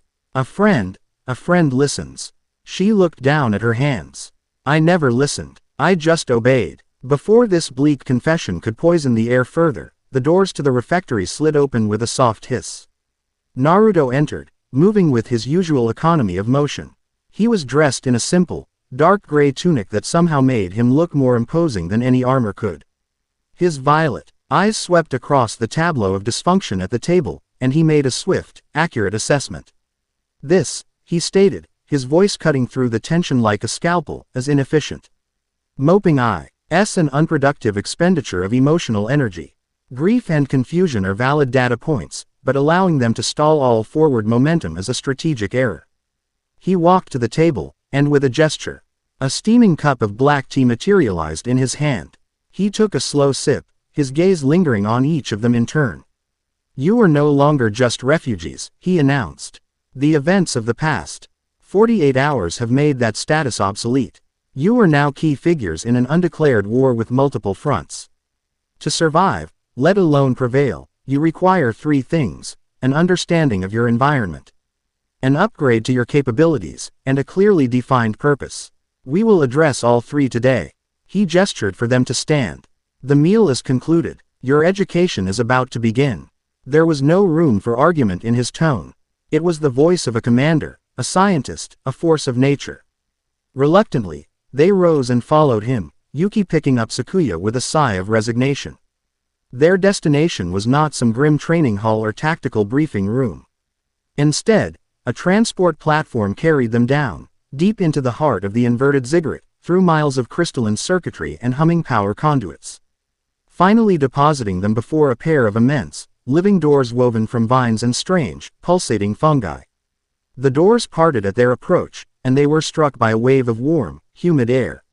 Rich with the scent of damp earth, night-blooming jasmine, and 1,000 other unidentifiable, exotic blossoms. They stepped into a space that defied belief. They were in a cavern so vast that its ceiling was a distant, self-contained sky, where a softly glowing orb, a miniature, captured sun, hung, bathing everything in a gentle, golden light. A verdant, impossible jungle stretched out before them. Bioluminescent mushrooms cast an ethereal blue and green glow on the forest floor. Trees with iridescent, metallic bark towered over them, their leaves shimmering with all the colors of the rainbow. A crystal-clear river flowed through the landscape, its banks lined with flowers that pulsed with a soft, internal light. It was a paradise, a primordial garden hidden at the heart of an impossible fortress. This is the Genesis Arboretum, Naruto explained, his voice softer here, as if in deference to the life around them. It is my father's greatest biological achievement. A self-contained, perfectly balanced ecosystem that serves as a living library of xenobotanical life, a pharmaceutical factory, and a materials science laboratory. He led them down a path paved with smooth, gray river stones. Every plant here has a purpose. The moss on these rocks, he indicated a patch of velvety, silver moss, absorbs and neutralizes exotic toxins. The sap of that tree, he pointed to a towering specimen with bark like polished chrome, can be refined into a filament stronger and lighter than any carbon nanotube. The pollen of these flowers, he gestured to the gently pulsing blossoms by the river, is a potent healing agent, capable of regenerating nerve tissue. As they walked, Basara, the pragmatic soldier, was the first to grasp the military implications. So this isn't a garden. It's an armory. It is both, Naruto corrected. It is a place of creation. Creation can be used to heal, or to build weapons. The intent lies with the user, not the tool. They rounded a bend in the path and came upon a small clearing. In the center, beside a tranquil pond where fish with glowing scales swam in lazy circles, a figure was kneeling. It was a woman, or something that looked like one.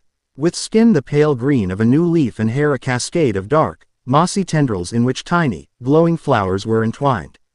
She wore a simple dress woven from leaves and bark, and she was tending to a plant with delicate, bell-shaped flowers of pure crystal, humming a low, melodic tune that seemed to resonate with the very air. As they approached, she looked up. Her eyes were large and devoid of pupils, two orbs of liquid amber that seemed to hold the wisdom of millennia. She smiled, a slow, gentle expression that made the flowers around her seem to brighten. The young master returns. Her voice was like the rustling of leaves and the burble of a hidden spring, ancient and serene. And he does not come alone. The air is thick with new scents. Iron and ozone, salt and sorrow, and the faint, sweet perfume of a budding power. Her amber eyes settled on Mio, and her smile deepened. Ah, the lost seed has come home. Lyra, Naruto greeted her with a nod of respect. These are my companions. Mio, my sister. Maria, Basara, and Yuki. Lyra rose to her feet with a fluid grace that was utterly inhuman. She was a dryad, a spirit of the garden, a being woven from the very life force of the arboretum. I am Lyra, she said, her gaze passing over them. She looked at Basara with detached curiosity, at Maria with a hint of shared, ancient femininity. But her eyes lingered on Yuki, and a flicker of something cool, like a shadow passing over the sun, crossed her face. The one called Yuki carries a blade of cold, dead iron, forged with words that seek to bind and sever. It is a harsh sound in the song of this place. Yuki flinched, instinctively placing a hand on Sakuya's hilt. She is a guest, Naruto said, a quiet command in his voice that Lyra immediately acknowledged with a slight bow of her head. We are here because we require your aid. The time for preparation is at hand. I need sun metal bark, a liter of spore wine from the shadow caps, and a core of pure life crystal from the heart grove. Lyra's amber eyes widened slightly. These are potent things, young master. The kind one gathers not for study, but for war. The song outside the garden must be discordant indeed. It is, Naruto confirmed. Will you help us? This garden is the legacy of the creator, Lyra said, her gaze returning to Mio. And she carries his heart blood. The garden will always protect its own. The materials will be gathered. She turned and, without a sound, melted back into the lush foliage, becoming one with the verdant landscape. What was she? Mio asked, her voice filled with awe.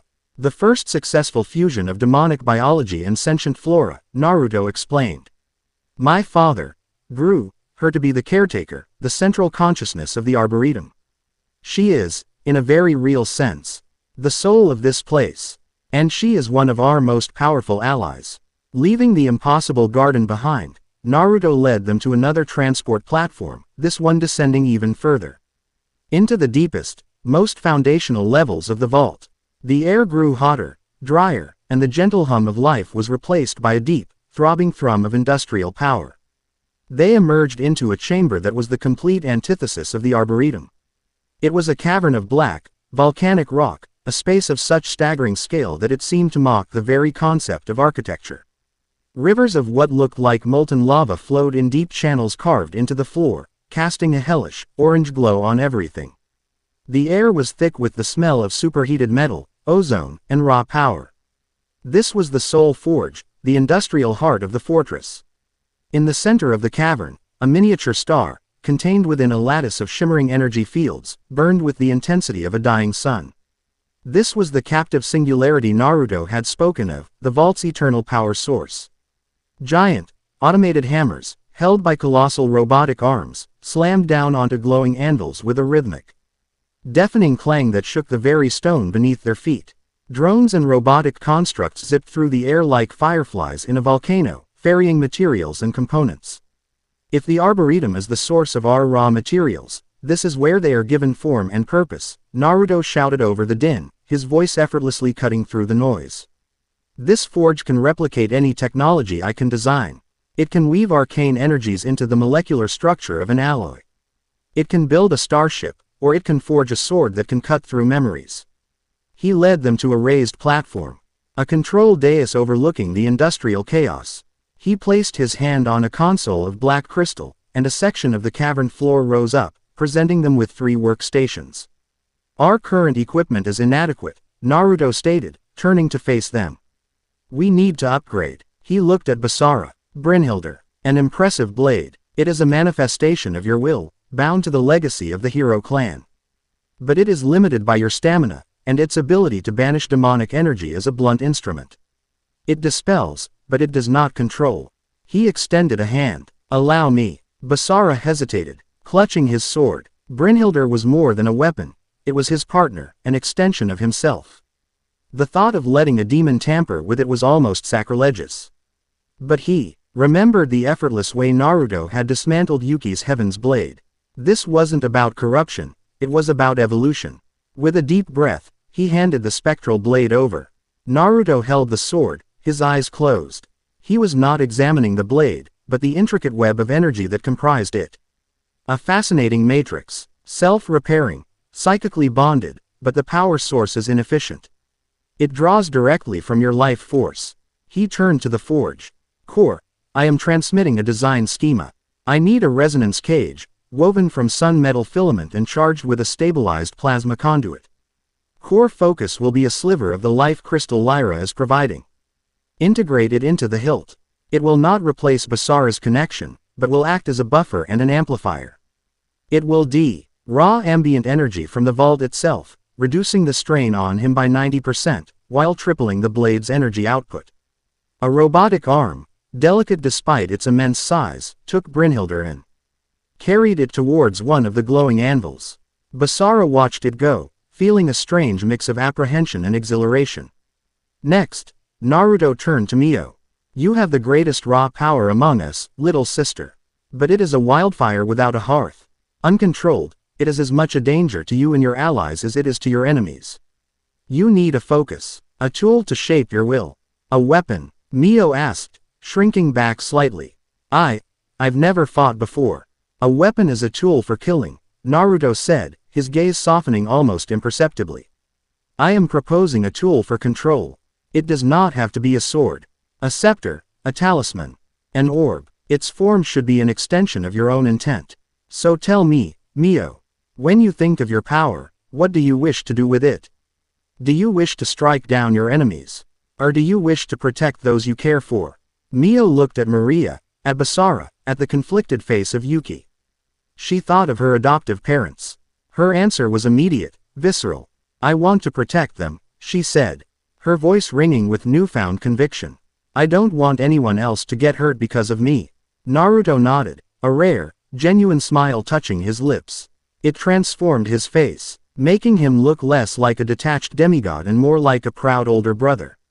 A shield, then, but the best shield is one that can also disarm an opponent without destroying them. Protection and pacification. He began to manipulate a holographic interface that had sprung up from the console, his fingers flying as he sketched a design in lines of red light. It was a scepter, elegant and slender, topped with a large, uncut crimson gem that pulsed with a soft light. The shaft will be woven from sun metal bark, for durability. The core will be infused with your own blood, binding it to you permanently. And the gem, he paused, will be the heart of it. It will absorb hostile energy, store your own, and allow you to project force fields, create binding spells, and even pacify lesser minds. It will be a queen's scepter, not a warrior's sword. He sent the design to the forge. Core, begin fabrication. Prioritize stability and control over raw power output. Finally, he turned to Yuki. She stood stiffly, her hand gripping Sakuya so tightly her knuckles were white. The air crackled with unspoken tension. Sakuya, Naruto said, his voice returning to its neutral, analytical tone. A blade designed with a single purpose, to channel sacred energy to destroy demonic energy. A powerful, but woefully inflexible design. It is a hammer, and it sees every problem as a nail. In the coming conflict, you will face enemies that are not demonic. You will face heroes, your own kin, who are cloaked in the same sacred power as you. Your sword, as it is, will be useless against them. He held out his hand.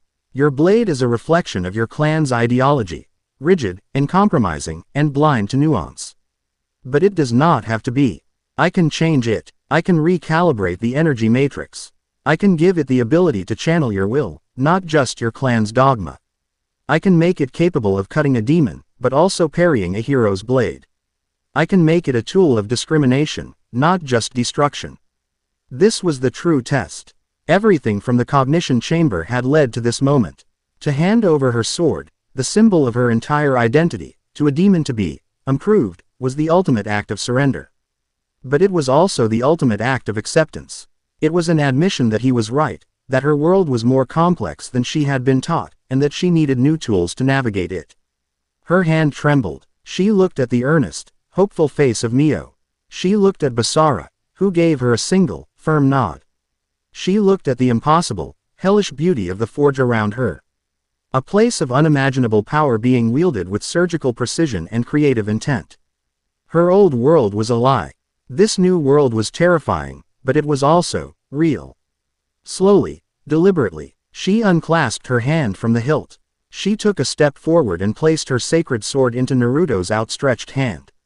The moment his demonic skin touched the sanctified metal, a faint whisk of smoke curled from the point of contact, a tiny, symbolic protest from the old order. Naruto did not even flinch.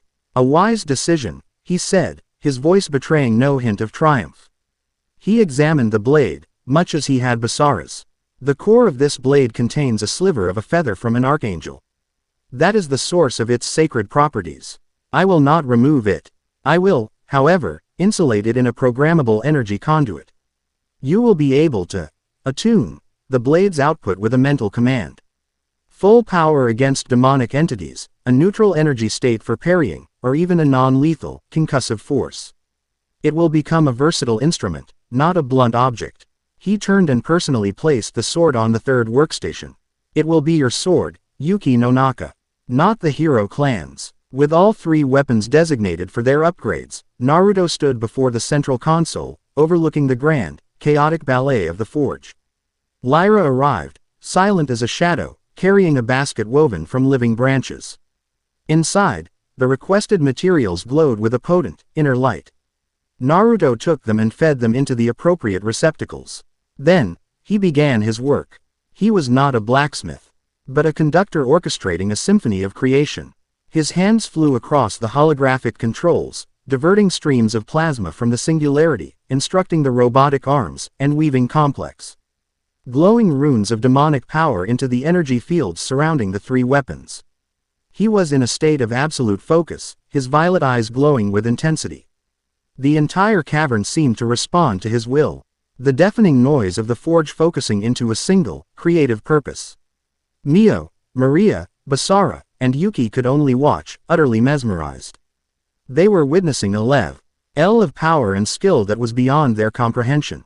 He was not just making things. He was writing new laws of physics, infusing inanimate objects with purpose, with a piece of his own vast, analytical soul. Hours seemed to pass in minutes. Finally, the process was complete. The roar of the forge subsided, and the three robotic arms returned, presenting their finished work.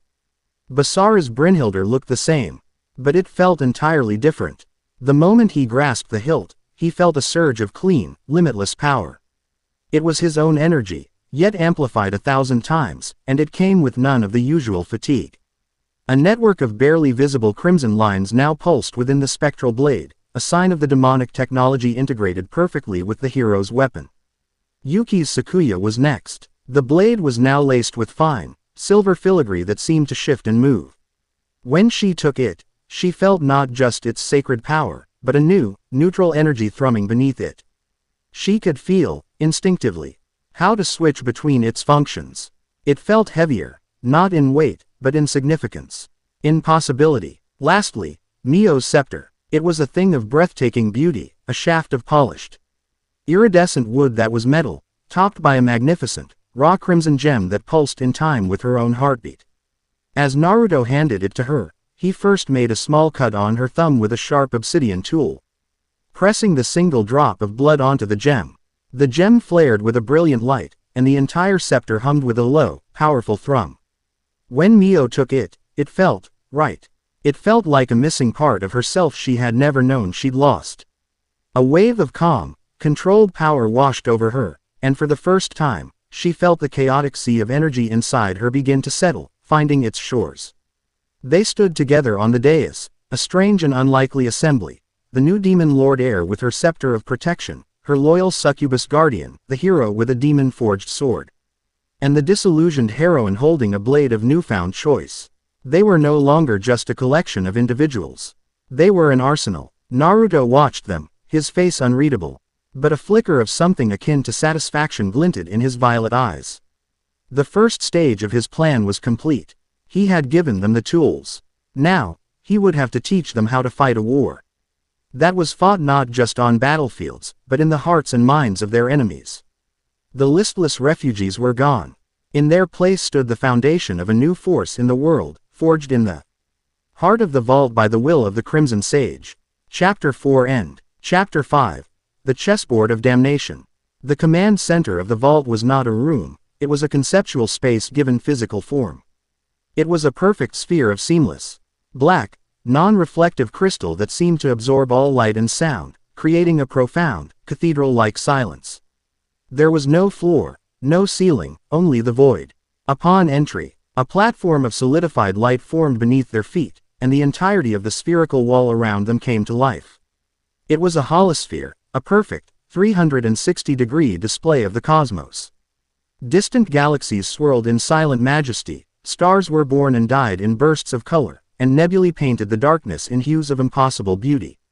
It was like standing in the mind of a god. In the center of this impossible space, Naruto floated, not on a platform, but on his own gravitic cushion. He was surrounded by a swarm of smaller, free-floating holographic screens, each displaying a different stream of data: troop movements, energy signatures, political genealogies of demonic houses, intercepted hero clan communiques, financial transactions on the supernatural black market. His violet eyes, glowing with a soft internal light, moved rapidly, absorbing, cross-referencing, and analyzing it all at a speed that would have induced a fatal aneurysm in a normal human brain. He was not merely observing the war, he was mapping its soul. The arrival of the others on their transport platform was the only thing that drew his attention away from the data stream. He turned, the myriad of screens consolidating into a single, massive tactical display behind him. The cosmic vista on the walls receded, replaced by a complex, multi-layered map of the demon realm, the human world, and the celestial spheres, all interconnected by shimmering lines of influence, alliance, and conflict. "Good," Naruto said, his voice the only sound in the silent sphere. "You have your new tools. Now you will learn the nature of the battlefield on which you will be forced to wield them." He gestured, and the map zoomed in on a jagged, volcanic continent suspended in a blood-red sky, the heart of the demon realm. Dozens of territories were marked with the sigils of various demonic houses. A large, central portion, marked with the snarling wolf's head of House Zeston, was a festering, angry red. "This is our primary antagonist, Lord Zeston," Naruto began, his tone that of a professor starting a masterclass in warfare. A detailed profile of the demon general appeared, showing his military record, known assets, and a psychological profile that listed his weaknesses as arrogant, over-reliant on brute force, and contemptuous of subterfuge. He commands the largest single military faction, but his power is a mile wide and an inch deep. It is built on fear and forced alliances. The houses sworn to him are opportunistic predators who will abandon him the moment he shows weakness. He traced a line from Zeston's territory to a shadowy, gray region marked with the sigil of a broken halo.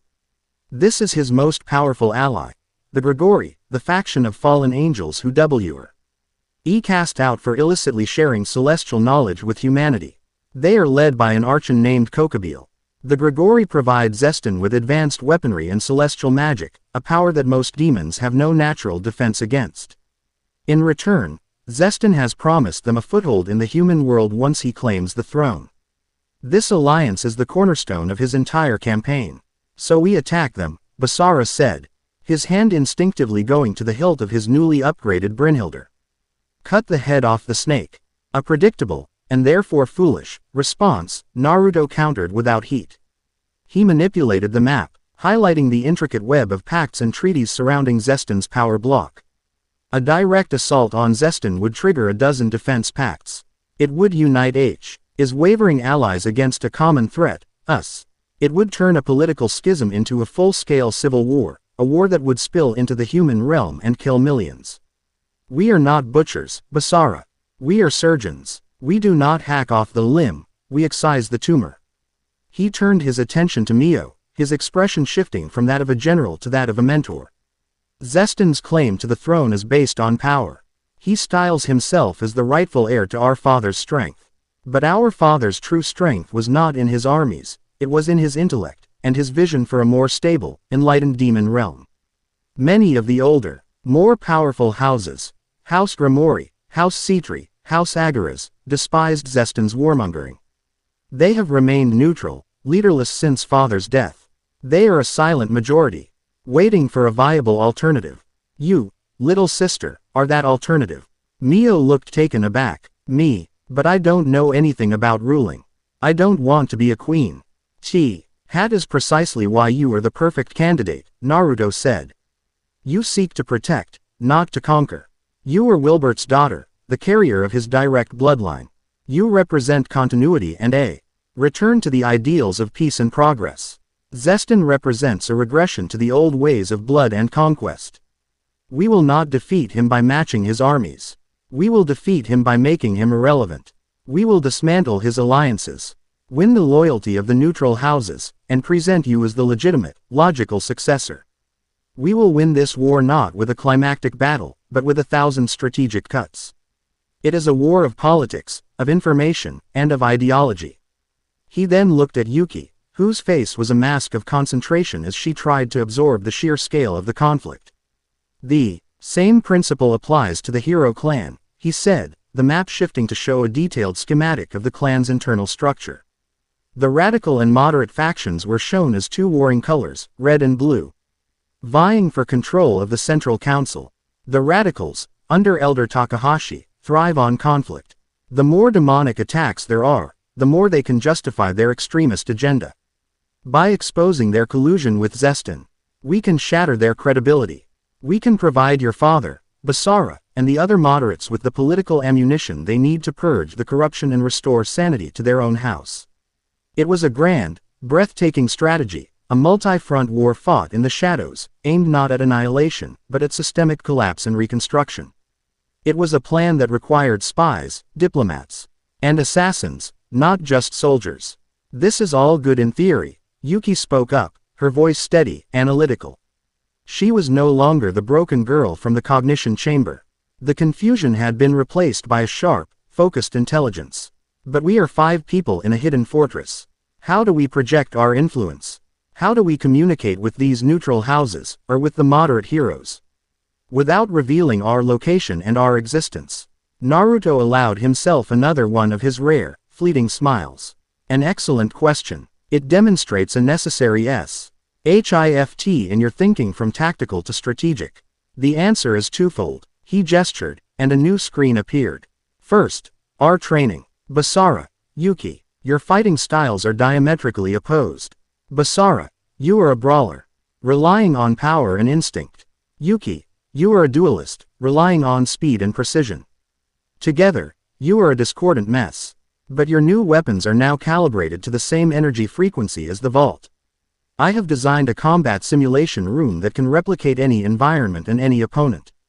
You will train together. You will learn to synchronize your movements, too. Complement each other's strengths and cover each other's weaknesses. You will become a single, cohesive fighting unit capable of engaging superior numbers. Your task is to become the scalpel for our surgical strikes. Basara and Yuki exchanged a look, a mixture of their old rivalry and a new, grudging respect. The idea was sound. They both knew it. Maria, Naruto continued, turning to the succubus. Your abilities are not meant for the front lines. A succubus's true power lies in influence, in the subtle manipulation of desire and emotion. You can read a person's heart, discern their true motivations. This is an invaluable intelligence tool. I have a mission for you, but it is one that will require the utmost subtlety. Maria straightened, her usual playful demeanor gone, replaced by a sharp, professional focus. I'm listening. One of Zestin's key allies is the Duke of House Phoenix, Naruto explained, displaying the Duke's profile. He was a vain, preening demon known for his hedony, SM and his powerful regenerative abilities. He provides Zestin with a significant portion of his funding.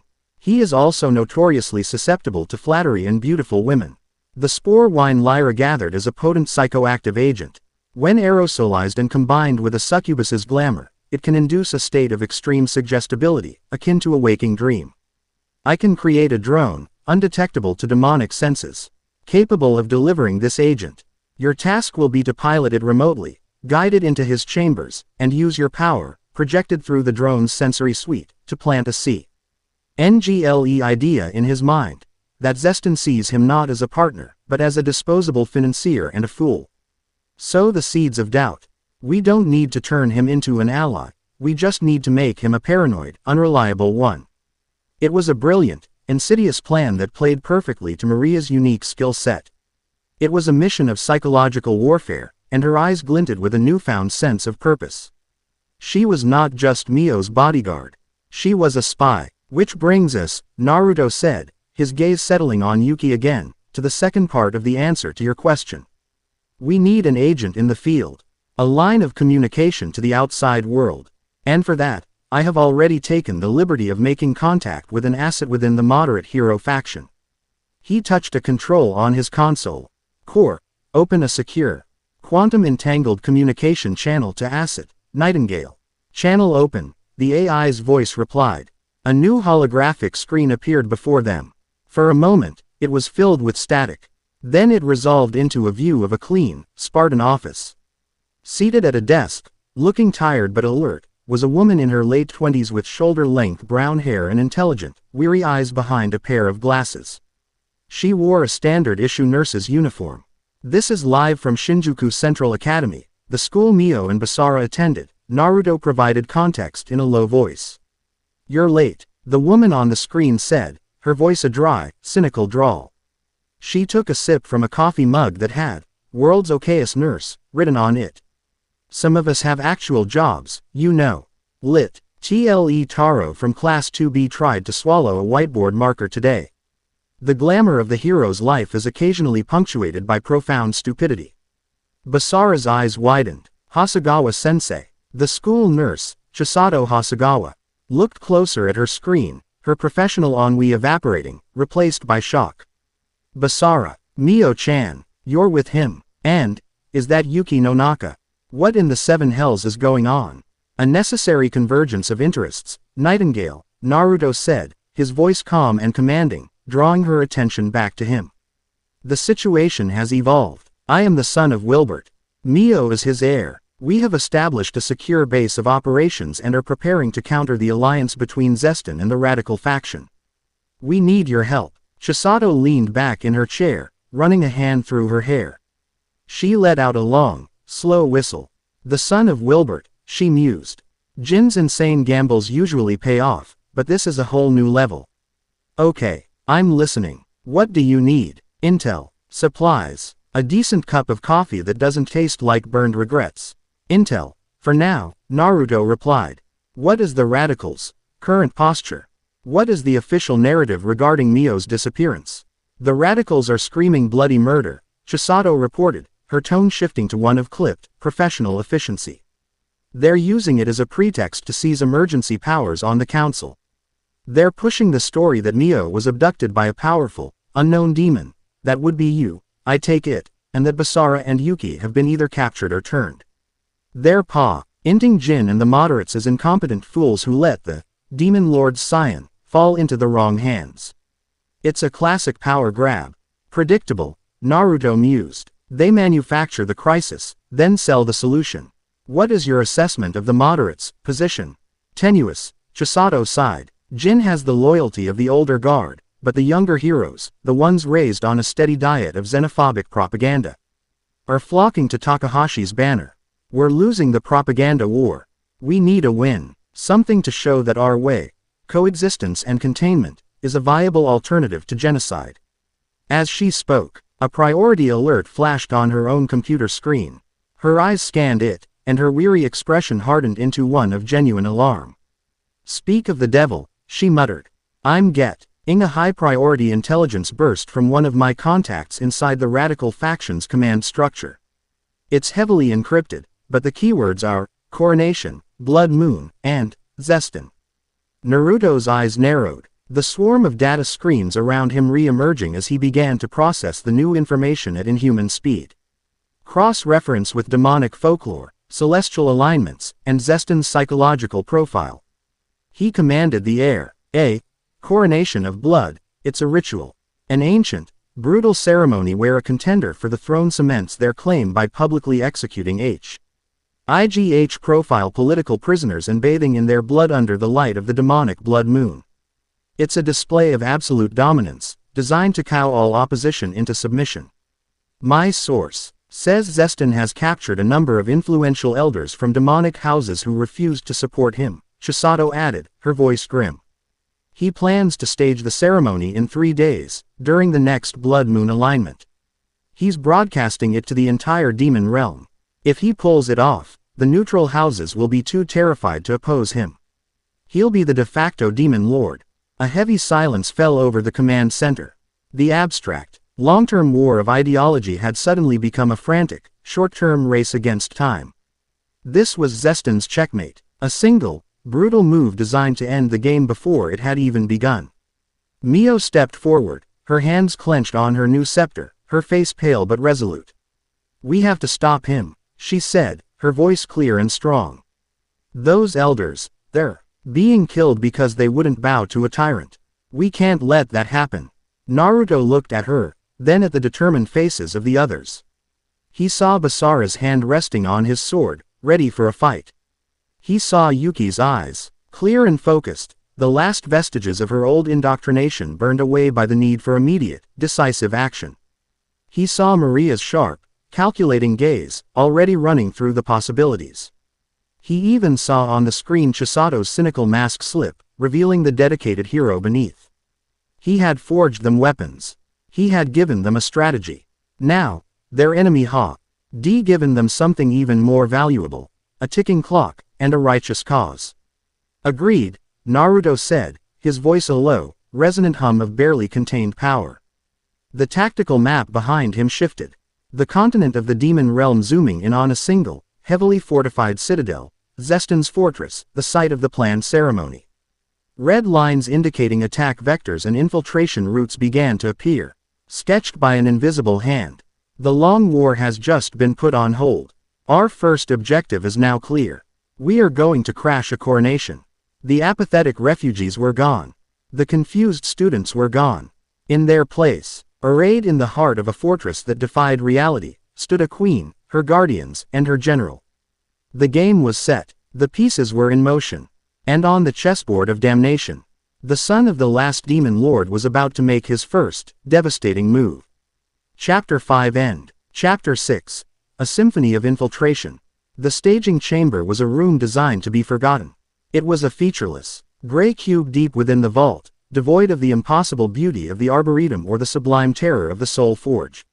Its purpose was purely functional. It was airlock between the sanctuary of the vault and the hostility of the outside worlds. The air was cold, sterile, and tasted of recycled oxygen and anticipation. There were no chairs, no comforts, only the low hum of the quantum tunneling array, a circular platform in the center of the room that shimmered with a faint, rainbow distortion of the light. The team stood on the platform, a tableau of nascent power and barely concealed nerves. They were clad not in their previous attire, but in sleek, black bodysuits synthesized in the forge. The material was a non-reflective, sensor-dampening polymer weave, designed to absorb light and mask energy signatures. It was the uniform of ghosts. Mio clutched her crimson scepter, its gem a single point of defiant color in the monochromatic assembly. Basara and Yuki stood side by side, their newly forged swords sheathed in scabbards of the same black material, the familiar way to cold comfort. Maria, her eyes closed, was already mentally preparing, her succubus senses extending, probing the psychic static of the dimensions. Naruto stood before them, the only one not wearing the stealth suit. His simple black shirt and trousers were a statement. In themselves, he was not an infiltrator. He was the commander, the anchor, the mind from which this entire operation emanated. His violet eyes, calm and intensely focused, met each of theirs in turn. The objective is simple. The execution is complex, he began, his voice low and resonant in the quiet chamber. You will be inserted 2 kilometers from Zestin's fortress, the Golgotha citadel.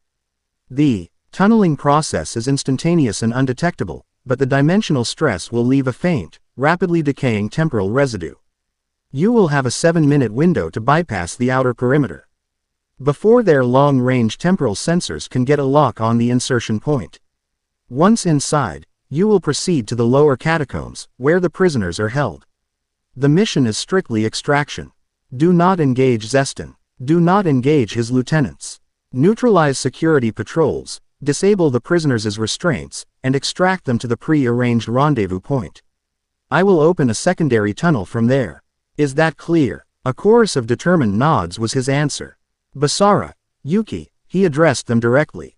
You are the point. Your objective is silent incapacitation. I have calibrated our blade's non-lethal settings to deliver a targeted neuroelectric shock, sufficient to render a standard demonic guardsman unconscious for 30 minutes. No bloodshed, no alarms. Efficiency and silence are your only metrics for success. Quote, Maria, he turned to the succubus. You are our sensory warfare specialist. The Citadel's internal security is a mix of technology and psychic sentinels. I will provide you with a Wraith drone. It is psychically transparent and can interface directly with their network. From a safe distance, you will project your consciousness through it, feeding the sentinels a loop of calming, mundane thoughts. You will make them see a quiet night, a boring patrol. You will be the fog that conceals our advance. Finally, his gaze softened as it rested on Mio. Your role is the most critical. The catacombs are sealed by the Seal of the Tyrant, an arcane lock powered by the Citadel's core and keyed to Zestin's unique energy signature. It cannot be broken by force. But it is based on the same foundational principles as all of our father's high-level warding schemes. Your bloodline, your very essence, is a master key. Your scepter will act as a focusing lens. You will not break the seal. You will persuade it that you are its rightful master. It will require immense concentration. The slightest flicker of fear or doubt, and it will trigger every alarm in the fortress. He paused, letting the weight of their individual responsibilities settle upon them. I will be with you, every step of the way. He tapped a small, almost invisible earpiece that each of them wore. This device is a quantum-entangled communicator. It is also a bio-monitor and a direct neural interface. I will see what you see, hear what you hear. I will be your eye in the sky, your tactical advisor. But I cannot fight your battles for you. The success of this mission rests on your skills, your courage, and your ability to trust one another. He stepped back from the platform. The stage is set. The symphony of infiltration is about to begin. Do not miss a single note. With a final nod, he turned to a console. Core, activate the array. Destination, Golgotha Citadel. The shimmering on the platform intensified. The world did not dissolve or fade, it fractured. For a single, disorienting heartbeat, they saw reality crack into a million shards of possibility, and then, a sensation not of movement but of arrival, the gray, sterile chamber was gone. They were in hell. The air was a palpable thing, thick with sulfur and ash, so hot it seared the lungs. They stood on a jagged outcrop of black, glassy obsidian, overlooking a scene of brutalist, malevolent grandeur. The Golgotha Citadel was not so much built as it was gouged from the peak of a colossal volcano. It was a fortress of sharp angles, cruel spires, and walls of scorched iron, all set against a sky the color of a fresh bruise, choked with roiling, black clouds intermittently lit by flashes of red lightning. Rivers of molten lava flowed down the mountainside, their angry orange glow the only natural light in this damned landscape. The sound was a constant, low roar, the growl of the volcano, the distant clang of forged metal, and a faint, horrifying sound that might have been the collective screaming of a million tortured souls, carried on the searing wind. Status report. Naruto's voice in their ears was a point of cold, familiar logic in the overwhelming sensory chaos. All green, Basara grunted, his eyes scanning the perimeter. No immediate hostiles. Energy signatures are stable, Yuki added, her voice a clipped whisper. The stealth suits are functioning within expected parameters. 6 minutes, 45 seconds until temporal residue becomes traceable, Naruto stated. Move. They moved as one, flowing down the obsidian slope with a speed and silence that was a product of both their innate abilities and the advanced technology they wore. The 2 kilometers to the citadel. Walls passed in a blur of disciplined haste. They reached the base of the scorched iron wall, a sheer, 100-meter cliff of pitted, dark metal. There were no gates, no visible entrances. 2 guards. 30 meters up, on that parapet. Yuki whispered, her eyes narrowed. Standard Zestan heavy infantry. Brute class. Through the neural interface, Naruto projected a schematic into their vision, highlighting the 2 demons. They were hulking, ape-like creatures in crude iron armor, carrying massive, serrated axes. Their patrol route was a predictable back and forth. Yuki, you will create the opening. Basara, you will close it. Naruto commanded. On my mark. Yuki drew Sakuya. She did not ignite its sacred power, but instead held it, waiting. Basara drew Brynhildr, its spectral form a bear. Lee visible shimmer in the oppressive gloom.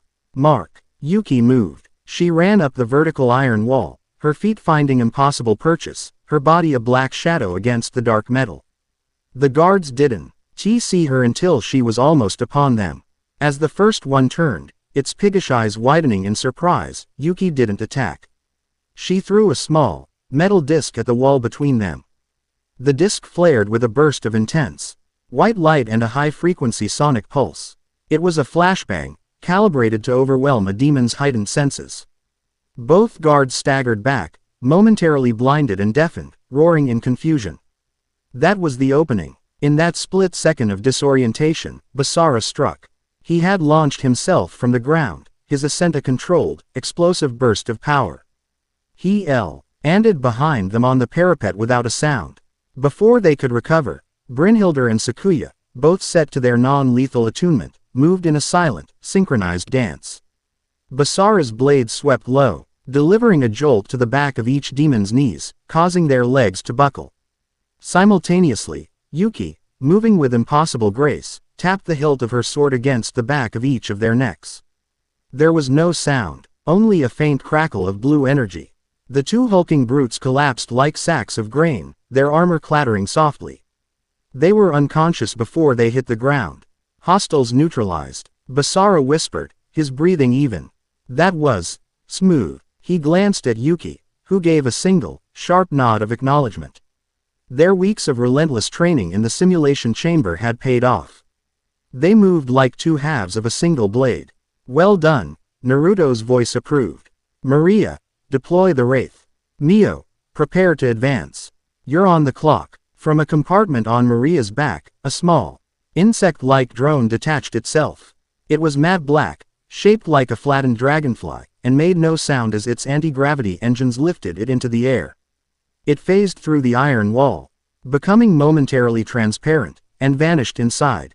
Maria's eyes glazed over as she knelt on the parapet, her consciousness flowing into the drone.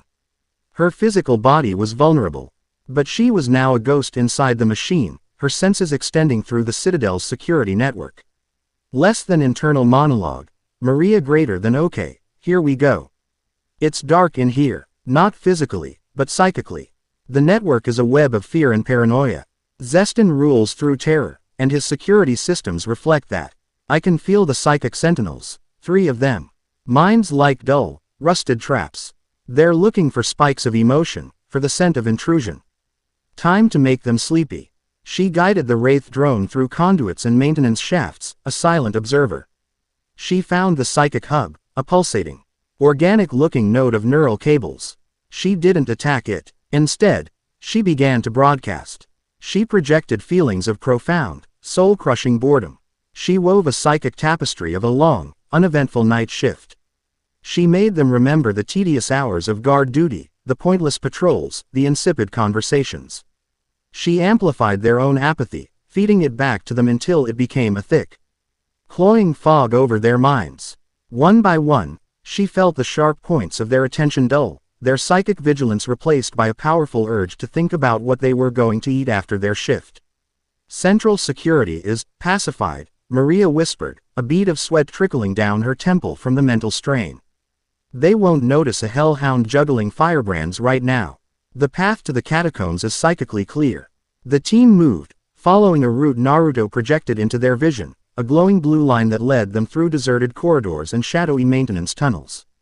The architecture was oppressive and brutal, all sharp angles and rough-hewn stone, designed to intimidate. Finally, they arrived at their destination, a massive, circular door of solid obsidian. 20 meters in diameter, set deep in the citadel's foundations. The door was covered in glowing, crimson runes that pulsed with a malevolent, threatening energy. The air around it was cold, a pocket of absolute dread. This was the seal of the tyrant. Mio, it is time. Naruto's voice was calm, reassuring. Remember your training. Do not fight the seal. Resonate with it. You are the key. The scepter is how you turn it. Mio took a deep breath, her heart hammering against her ribs. This was it. The entire mission hinged on her.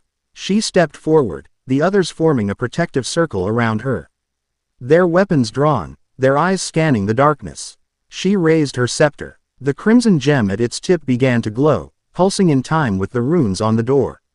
She closed her eyes, shutting out the oppressive environment, shutting out her fear. She focused on the energy of the seal, not as a barrier, but as a complex piece of music. It was harsh, discordant, full of Zestan's rage and paranoia. But beneath it, deep within its foundational structure, she could feel a familiar melody. Her father's touch, the elegant, complex mathematics of his magic. She didn't push, she listened. She allowed her own energy, guided by the scepter, to flow outwards, not as a wave, but as a gentle hum. She found the familiar notes in the seal's chaotic song and began to harmonize with them. She wasn't an intruder, she was a missing part of the composition, a final, resolving chord. The runes on the door flared, the angry red softening, shifting towards a brighter, purer crimson. The oppressive, cold aura lessened. For a moment, she felt Zestan's imprint push back, a wave of pure, hateful willpower. Fear threatened to overwhelm her. Less than stay focused, little sister, greater than Naruto's voice was not in her ear now. But a calm, steadying presence directly in her mind. Less than you are his daughter. This place answers to his blood. Command it. Greater than. His confidence became her own. She pushed back, not with anger, but with a simple, undeniable sense of belonging. I am Mio Naruse. I am his daughter. You will open for me. With a deep, resonant hum that vibrated through their very bones, the glow. Ing runes aligned themselves into a new pattern, the sigil of House Wilbert. The massive obsidian door dissolved into a fine, black mist, revealing a dark, descending staircase. Mio stumbled back, gasping, the scepter's light dimming. Maria and Basara caught her. She was physically and mentally drained, but a triumphant smile touched her lips. She had done it. Seal disarmed. Excellent work, Mio, Naruto praised. But do not celebrate yet. Get the prisoners and get out. My senses are picking up an anomalous energy signature moving towards your position. It's powerful, and it's fast. They descended into the catacombs. The air was frigid and smelled of decay and despair. They found the cells, and inside, the captured demonic elders. They were a sorry sight, gaunt and bruised, chained to the walls with shackles that glowed with energy-dampening runes. But their eyes, when they saw Mio and her companions, lit with a spark of defiant hope. Basara and Yuki moved quickly, their swords, now attuned to a disruptive frequency, easily shattering the arcane locks on the shackles. As the last elder was freed, a slow, deliberate clapping echoed from the top of the stairs. A figure stood there, silhouetted against the faint light from the corridor above. He was a tall, unnervingly handsome demon with silver hair and eyes that glowed with a cold, blue light. He wore an elegant, tailored black coat, not armor, and his hands were tucked into his pockets. He radiated an aura of calm, predatory amusement. This was no brutish guard. This was a noble, an aristocrat of death. Bravo, bravo, the demon said, his voice a smooth, cultured baritone laced with cruel mockery. To bypass the citadel's defenses, to pacify the sentinels, and to persuade the tyrant's seal, such a masterful performance. I must confess, Zestan-sama did not anticipate an intrusion of this caliber. He took a slow step down the stairs, his smile widening. My name is Lord Valerius. I am the warden of this fine establishment. And while I applaud your artistry, I'm afraid the performance is over. And you will not be receiving an encore. He drew his hand from his pocket. He held no weapon, but the air around him begged, and to shimmer and distort as a palpable wave of pure, Oppressive force rolled down the stairs, pressing down on them with the weight of a dying star. This was not the chaotic rage of Zestan. This was the cold, precise, and utterly overwhelming power of a master. Naruto's voice in their ears was grim, stripped of its usual academic calm. Abort the extraction point. That is Valerius the Void Hand, Zestan's chief enforcer. A specialist in gravitational magic. He is not an opponent you can defeat. Survive. That is your new objective. Survive. The symphony had reached its crescendo, and a new, terrifying instrument had just joined the orchestra. Chapter 6 End. Chapter 7. The Weight of the Void. The silence that followed Valerius's introduction was heavier than the sulphurous air. It was a silence filled with the sudden, chilling calculus of an unwinnable fight. The demon lord's warden didn't move, yet the very fabric of reality around him seemed to contract. The air grew thick, viscous, like trying to breathe through honey.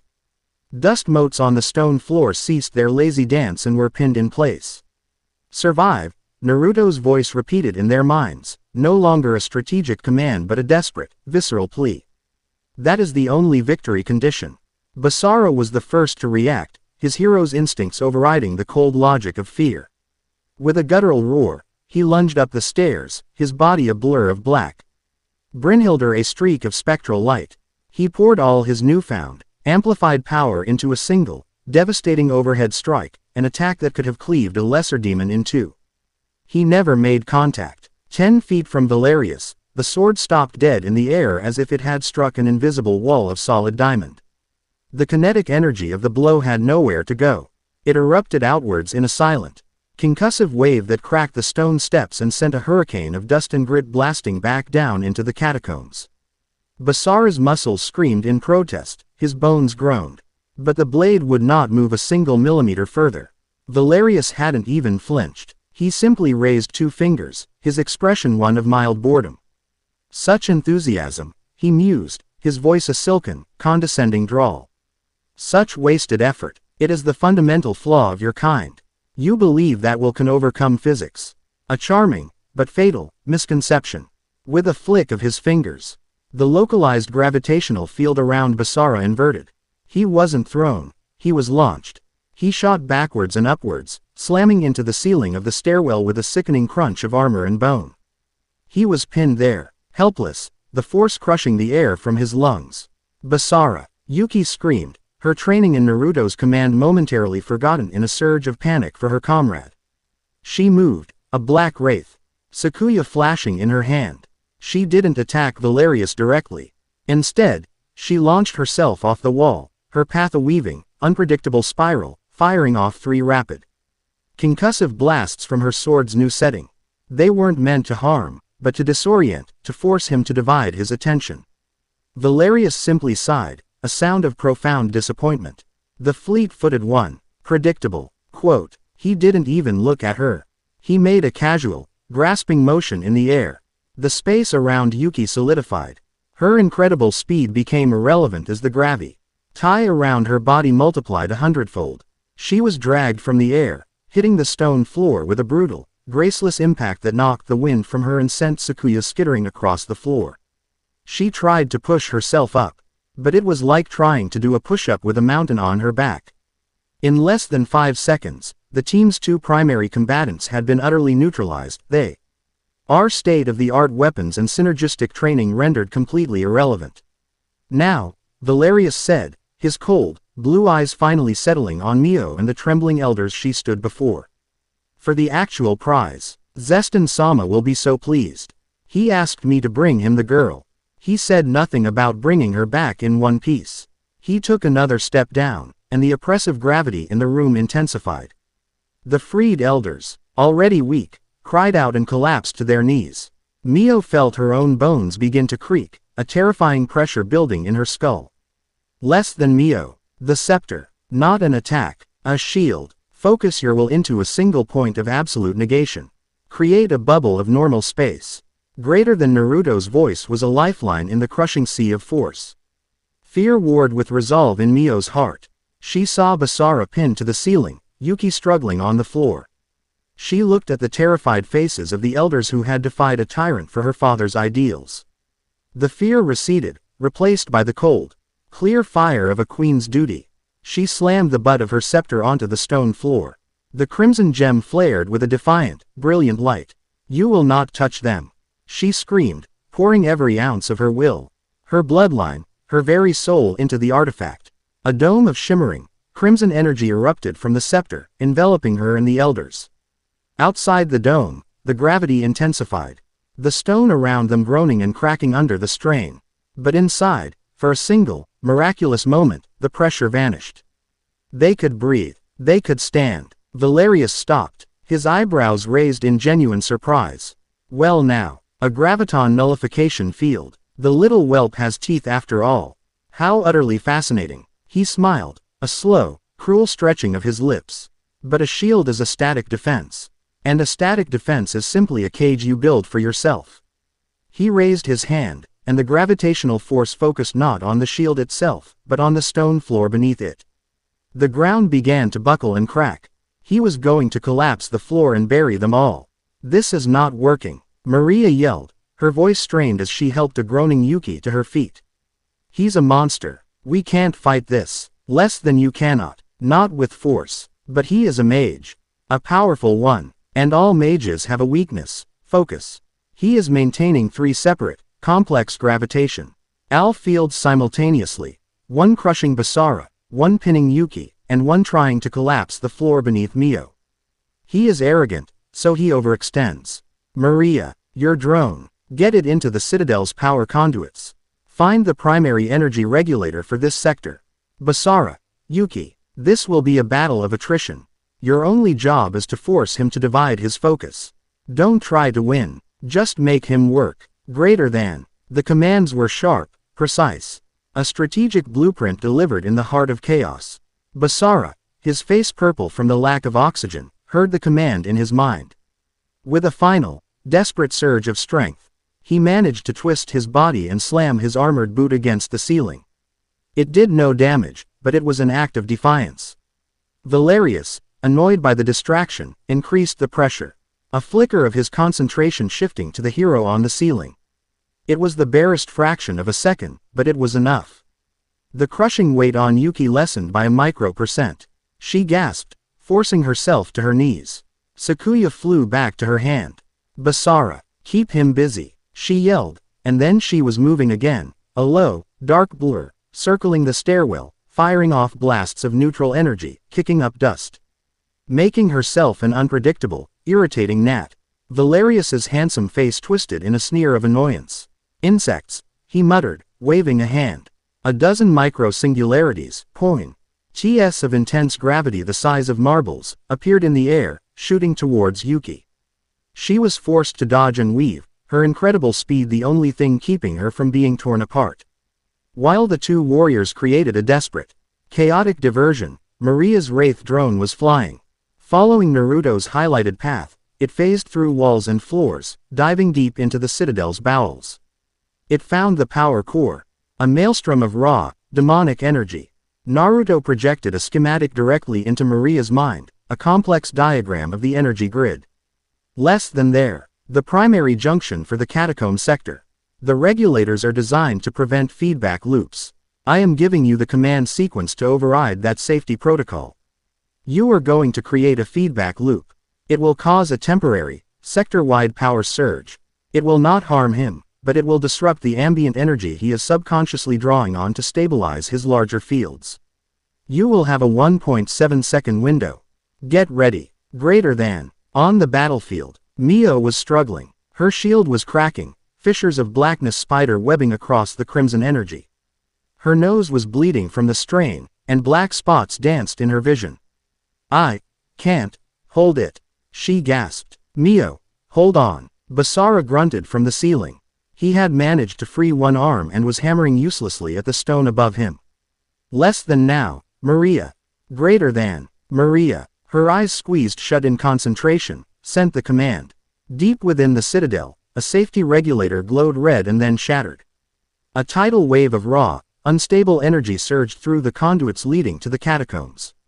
For Valerius, the effect was like a sudden, jarring screech of static in the middle of a perfect symphony. The ambient energy field he was manipulating flickered. For just over a second, his perfect control wavered. It was the window. The crushing force on Basara vanished. He dropped from the ceiling, landing in a crouch, gasping for air. The singularities chasing Yuki winked out of existence. Mio's shield stabilized. Less than go. Greater than Naruto's voice was a thunderclap in their minds. A new, glowing blue line appeared in their vision, leading away from the stairs, down a dark, previously unnoticed side tunnel. Less than that is a subterranean lava tube. It will take you to the rendezvous point. Move. Now. Greater than. There was no hesitation. Yuki scooped up one of the weaker elders. Basara, despite his bruised ribs, lifted two more. Maria and a surprisingly strong Mio helped the remaining few. They scrambled into the tunnel, a desperate flight into the suffocating darkness. Behind them, Valerius let out a roar of genuine fury. His control reasserted itself, the power surge ending. The flicker of disruption was gone. He had been outmaneuvered, not by power, but by tactics.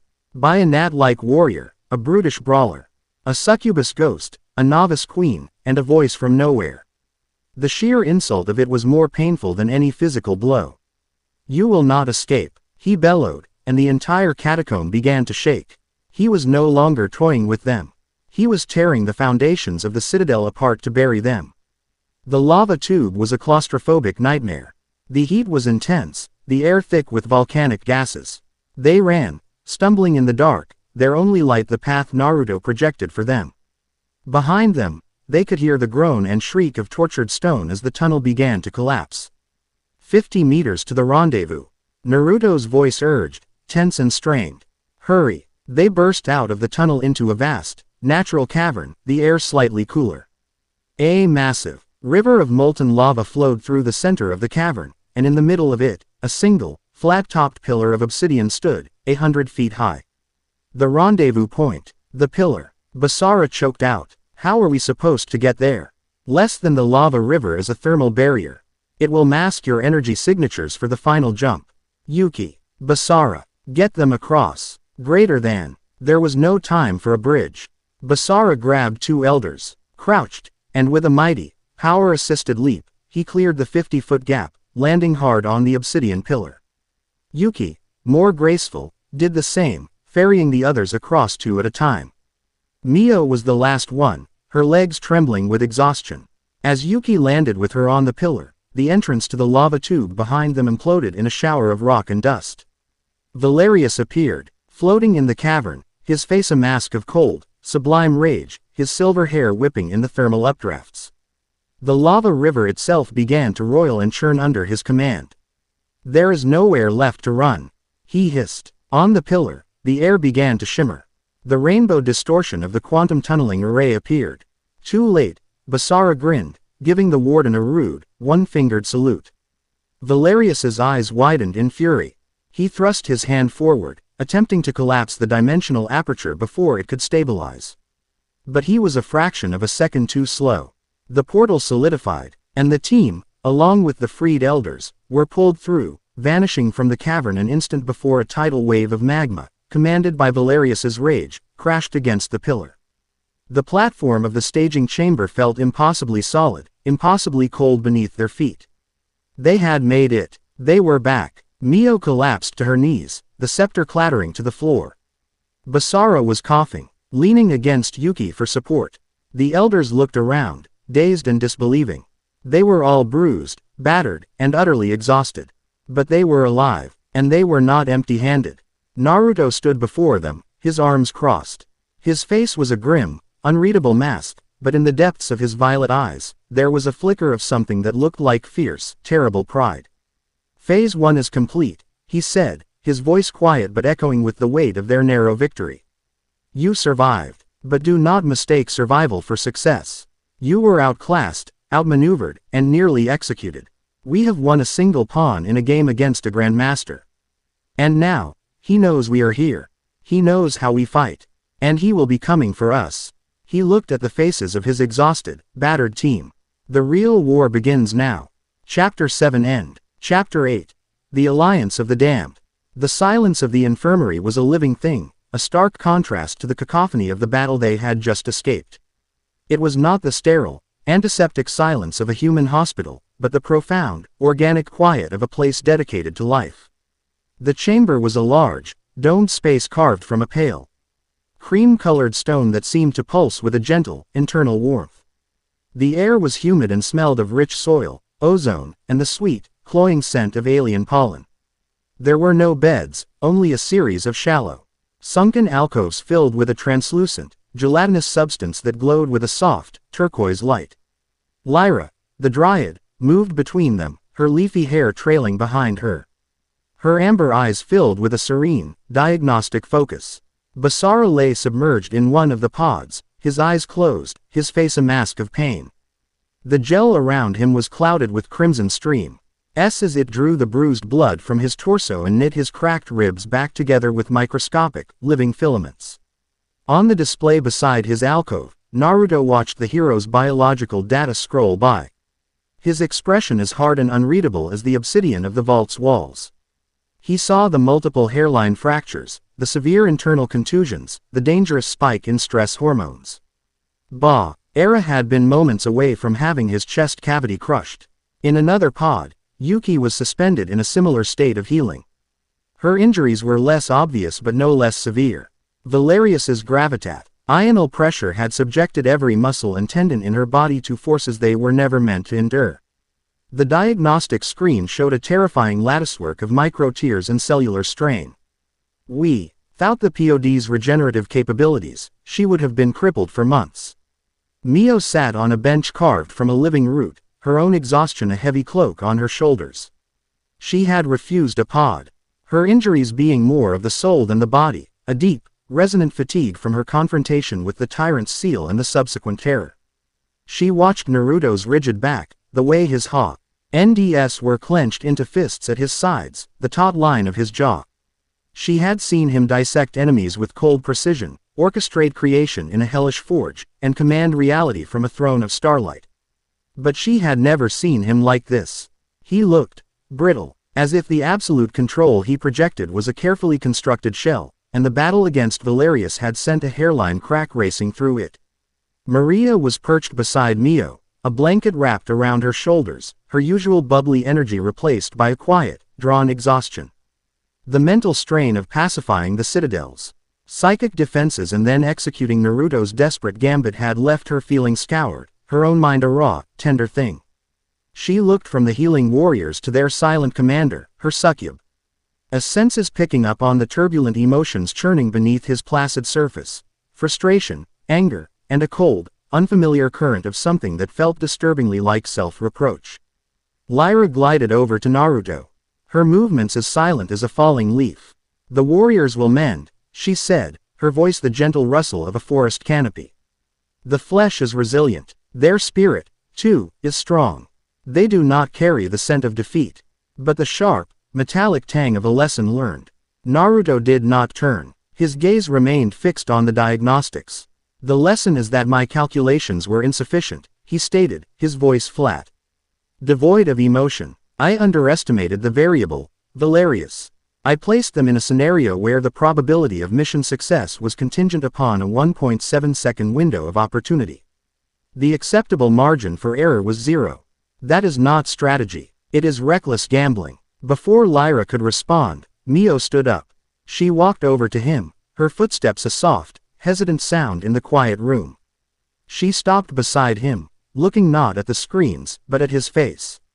"We knew the risks," she said, her voice small but firm. "You told us it was dangerous. There is a difference between calculated risk and a tactical misjudgment that nearly results in the annihilation of your entire command structure," he replied, his violet eyes still locked on the data. "I processed all available intelligence on Zeston's inner circle. Valerius was listed as an enforcer, a bodyguard. His threat level was assessed as high, but within the parameters of a foe that could be avoided or deterred. The intelligence failed to indicate that he was a gravitational mage of such magnitude that he could single-handedly neutralize our entire assault team. My intelligence was flawed. Therefore, my plan was flawed. But it worked," Mio insisted. "We got the elders. We won. We survived," he corrected, finally turning to look at her. The cold fire in his eyes was banked, leaving behind a chilling emptiness. We survived through desperation and luck. If Maria had been a fraction of a second slower, if Basara and Yuki had not been able to command his attention for that precise duration. If your shield had failed a moment sooner, I would be standing here alone. He paused, and in that pause, Mio saw a flicker of something raw and unguarded in his gaze, a glimpse into the vast, lonely abyss of his existence. That is not an acceptable outcome. He turned and walked away, his footsteps echoing in the large chamber, leaving a silence that was now filled not with healing, but with the profound, uncomfortable weight of his quiet agony. Mio watched him go, her heart aching with a strange, new emotion. It was more than just the bond of a sister. It was the dawning, terrifying realization that the most powerful being she had ever met was also the most vulnerable, and his greatest vulnerability was them.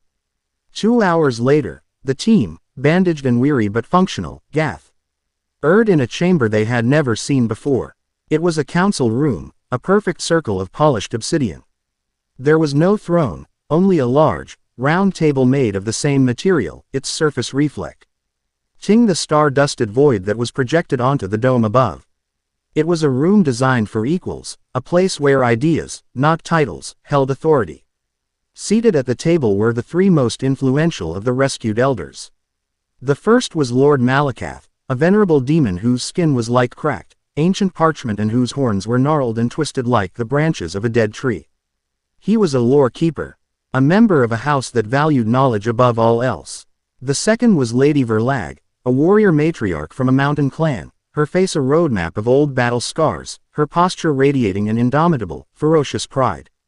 The third was Marquis Glacia, a slender, sharp-featured demon with eyes that glittered with cunning, a merchant prince whose influence was not in armies, but in the intricate web of commerce and debt that bound the demon realm together. They rose as Mio entered, flanked by her companions. Naruto was already there, standing near the edge of the room, a silent observer. He had made it clear that this was Mio's moment. Lady Mio, Lord Malakath began, his voice a dry, rustling whisper.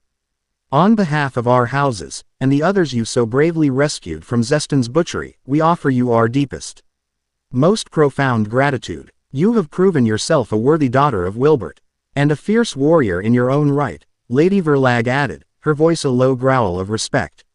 She looked at Basara and Yuki, giving them a curt, appreciative nod. You fight with the heart of my own clan.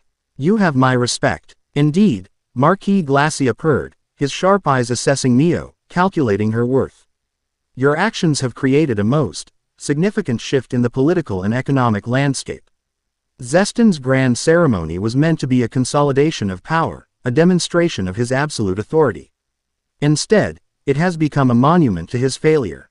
The prisoners vanished. The broadcast was cut short. The official story is that there was a catastrophic power failure. But the rumors are so much more interesting. They speak of ghosts, of a crimson-haired specter of House Wilbert returning to reclaim her birthright. Mio's heart pounded. She looked towards Naruto for guidance. But he remained impassive, his expression giving nothing away. He was forcing her to stand on her own. She took a deep breath, clutching the scepter that now felt like an extension of her own arm. I thank you for your words, esteemed elders, she said, her voice clearer and stronger than she expected. But I did not rescue you to win your gratitude. I did it because it was the right thing to do. Zestin is a tyrant. He rules through fear, and he seeks to drag the demon realm back into an age of endless, bloody conflict. My father believed in a different path. A path of reason, of progress, of strength used to build, not to destroy. She was echoing words Naruto had told her, but now, they felt like her own. I am not a conqueror. I am not a queen who demands fealty. But I am my father's daughter. And I will not stand by while a monster like Zestin desecrates his memory and murders those who remain loyal to his ideals. A silence fell over the chamber as the 3 elders absorbed her words. It was Lord Malakath who spoke first. It is the echo of Wilbert's own voice, he whispered, a look of genuine awe on his ancient face. Not just his blood, but his will. Lady Verlag slammed a gauntleted fist on the table. My clan is weary of Zestin's pointless wars. He bleeds our youth dry for his own ambition. We will follow a leader who fights for a purpose, not for glory. Lady Mio, my house and my armies are yours to command. Marquis Glacia smiled, a sharp, predatory expression. War is bad for business. Stability, on the other hand, is very profitable. Zestin's regime has disrupted trade routes and fostered an environment of paranoia. An alternative, led by the legitimate heir of Wilbert, presents a far more attractive investment. Lady Mio, my networks, my wealth, and my intelligence channels are at your disposal. Lord Malakath bowed his head. My house will open our archives. We will spread the truth of your return. We will end the world of the peace and prosperity of Wilbert's reign and herald you as its heir. The battle for the hearts and minds of the people begins now. In a single, stunning moment, a rebellion was born. Mio stood there, dazed, as three of the most powerful houses in the realm pledged themselves to her cause. She was no longer just a girl running for her life. She was a symbol, a leader, the center of a new alliance. An alliance of the damned who had stared into the face of tyranny and chosen to fight back. She looked at Naruto, and for the first time, she saw a flicker of genuine approval, of pride, in his violet eyes. Later, the quiet hum of the vault was a soothing balm. Mio found Naruto in the observatory, a small, hemispherical room at the highest point of the fortress. The ceiling was a single, perfect lens of crystal, offering a direct, unfiltered view of the star-strewn void. A single, magnificent nebula, a swirl of cosmic dust in shades of crimson and violet, filled the vista. It was a place of profound peace and solitude. Naruto stood before the great lens, his hands clasped behind his back, seemingly lost in the silent dance of the galaxies. You were incredible, Mio said softly, coming to stand beside him. You were, he corrected, not looking at her. You spoke from your own conviction. That is a power I cannot grant you, and it is the only kind that truly inspires loyalty. You were becoming the leader they need. Only because you showed me the way, she replied. She hesitated, then gathered her courage. When we were in the infirmary, you weren't just angry about a flawed plan. You were scared. The word hung in the air between them, a fragile, dangerous thing. He finally turned his head, his violet eyes meeting hers. The cold, analytical mask was gone, leaving behind something weary and ancient. Fear is a logical response to a high-probability negative outcome, he stated, the words a clinical defense against the emotion itself. No, Mio pressed gently. It was more than that. You were afraid for us. He was silent for a long time, his gaze returning to the nebula. My father was the most intelligent being in existence, he said, his voice a low, somber murmur. He could calculate the gravitational pull of a dying star in his head. He could predict the political machinations of his rivals a decade in advance. He built this place, a fortress that defies the laws of physics. And yet, he is dead. He looked at his own hand, flexing his fingers. Power and intellect are not guarantees against failure. He had a blind spot. He believed that reason could triumph over ambition. That logic could persuade the irrational. Zestin and the others, they did not defeat him in an argument. They conspired in the shadows and stabbed him in the back. I was here, in this vault, buried in my own research. I analyzed the threats, I saw the patterns, but I did not act. I believed my father was invincible. I failed to protect him. The confession was a quiet thunderclap, a revelation that recontextualized everything about him. His isolation, his obsession with control, his fierce, almost suffocating protectiveness, it all stemmed from this single, catastrophic failure. That's why you left, Mio whispered, understanding dawning in her heart. Why you went to the human world. I sought a place with simpler variables, he admitted. A quiet, order-ed existence where I could not fail anyone again. He looked at her, and the vulnerability in his eyes was a raw, open wound. And then you arrived, and you brought his legacy, his war, and his last, most precious creation with you. And I almost failed you, just as I failed him. Without thinking, Mio reached out and placed her hand on his arm. The contact was electric, a jolt of warmth and life against the cold stillness of his presence. He flinched, not as if from a blow, but like a man unused to a gentle touch. His violet eyes widened slightly, locking with hers. For a moment, the vast, cosmic distance between them collapsed. She saw not the Crimson Sage, not the son of the Demon Lord, but just Naruto, a lonely, brilliant soul haunted by a grief as vast as the starfield above them. You didn't fail us, she said, her voice soft but certain.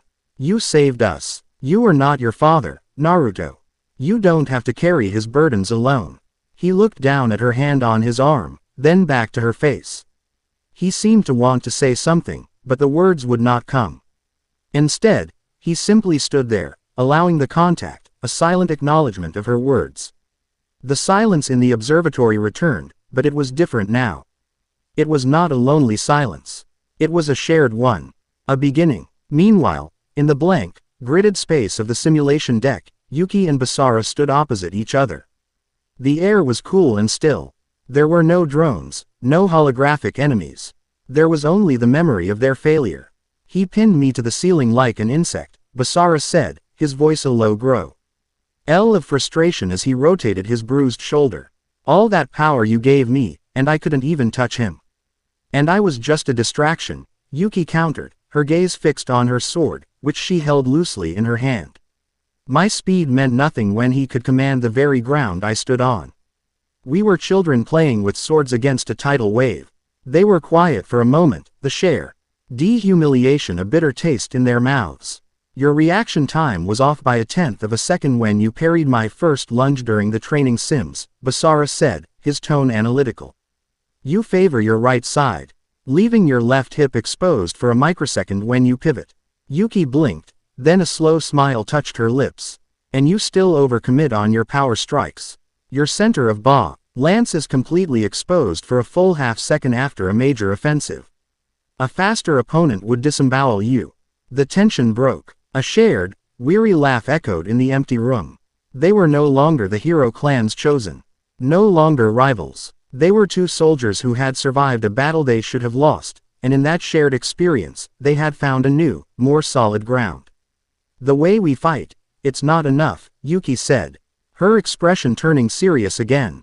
Synergy isn't enough. We need to be better.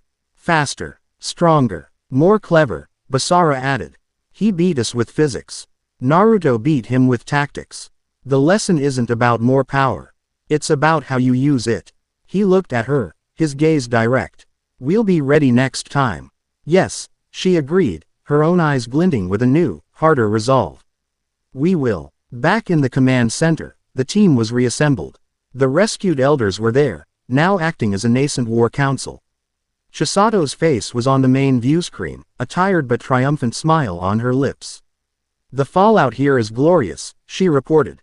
Zestin's failure is the biggest news in the supernatural community. Takahashi and the radicals have lost all momentum. They're being openly mocked in the Hero Council. Jin is using the opportunity to launch a full-scale internal investigation into their funding.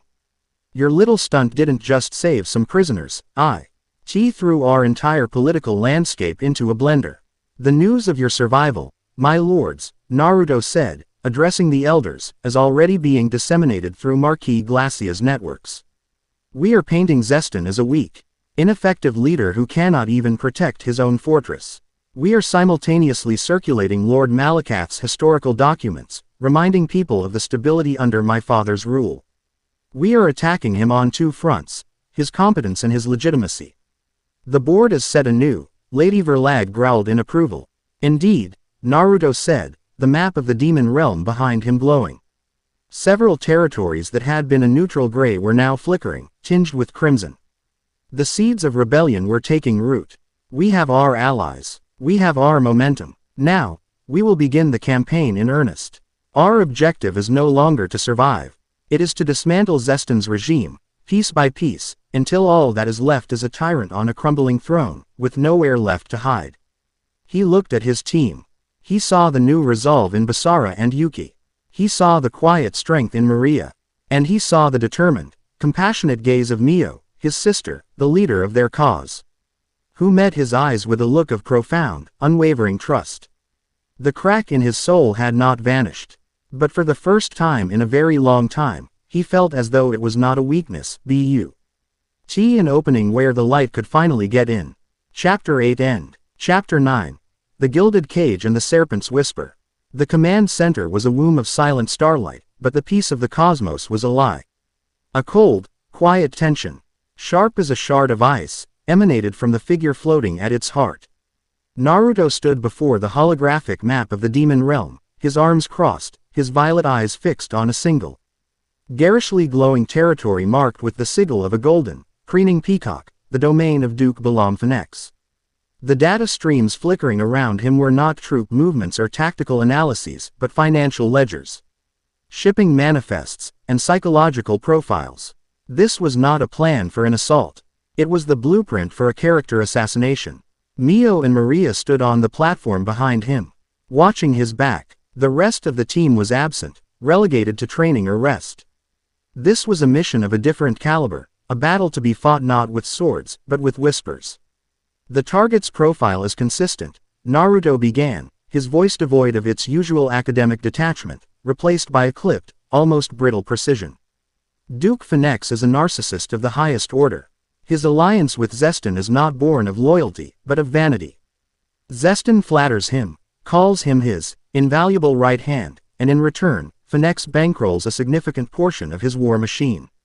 The Duke's own military is largely ceremonial, designed for parades, not for battle.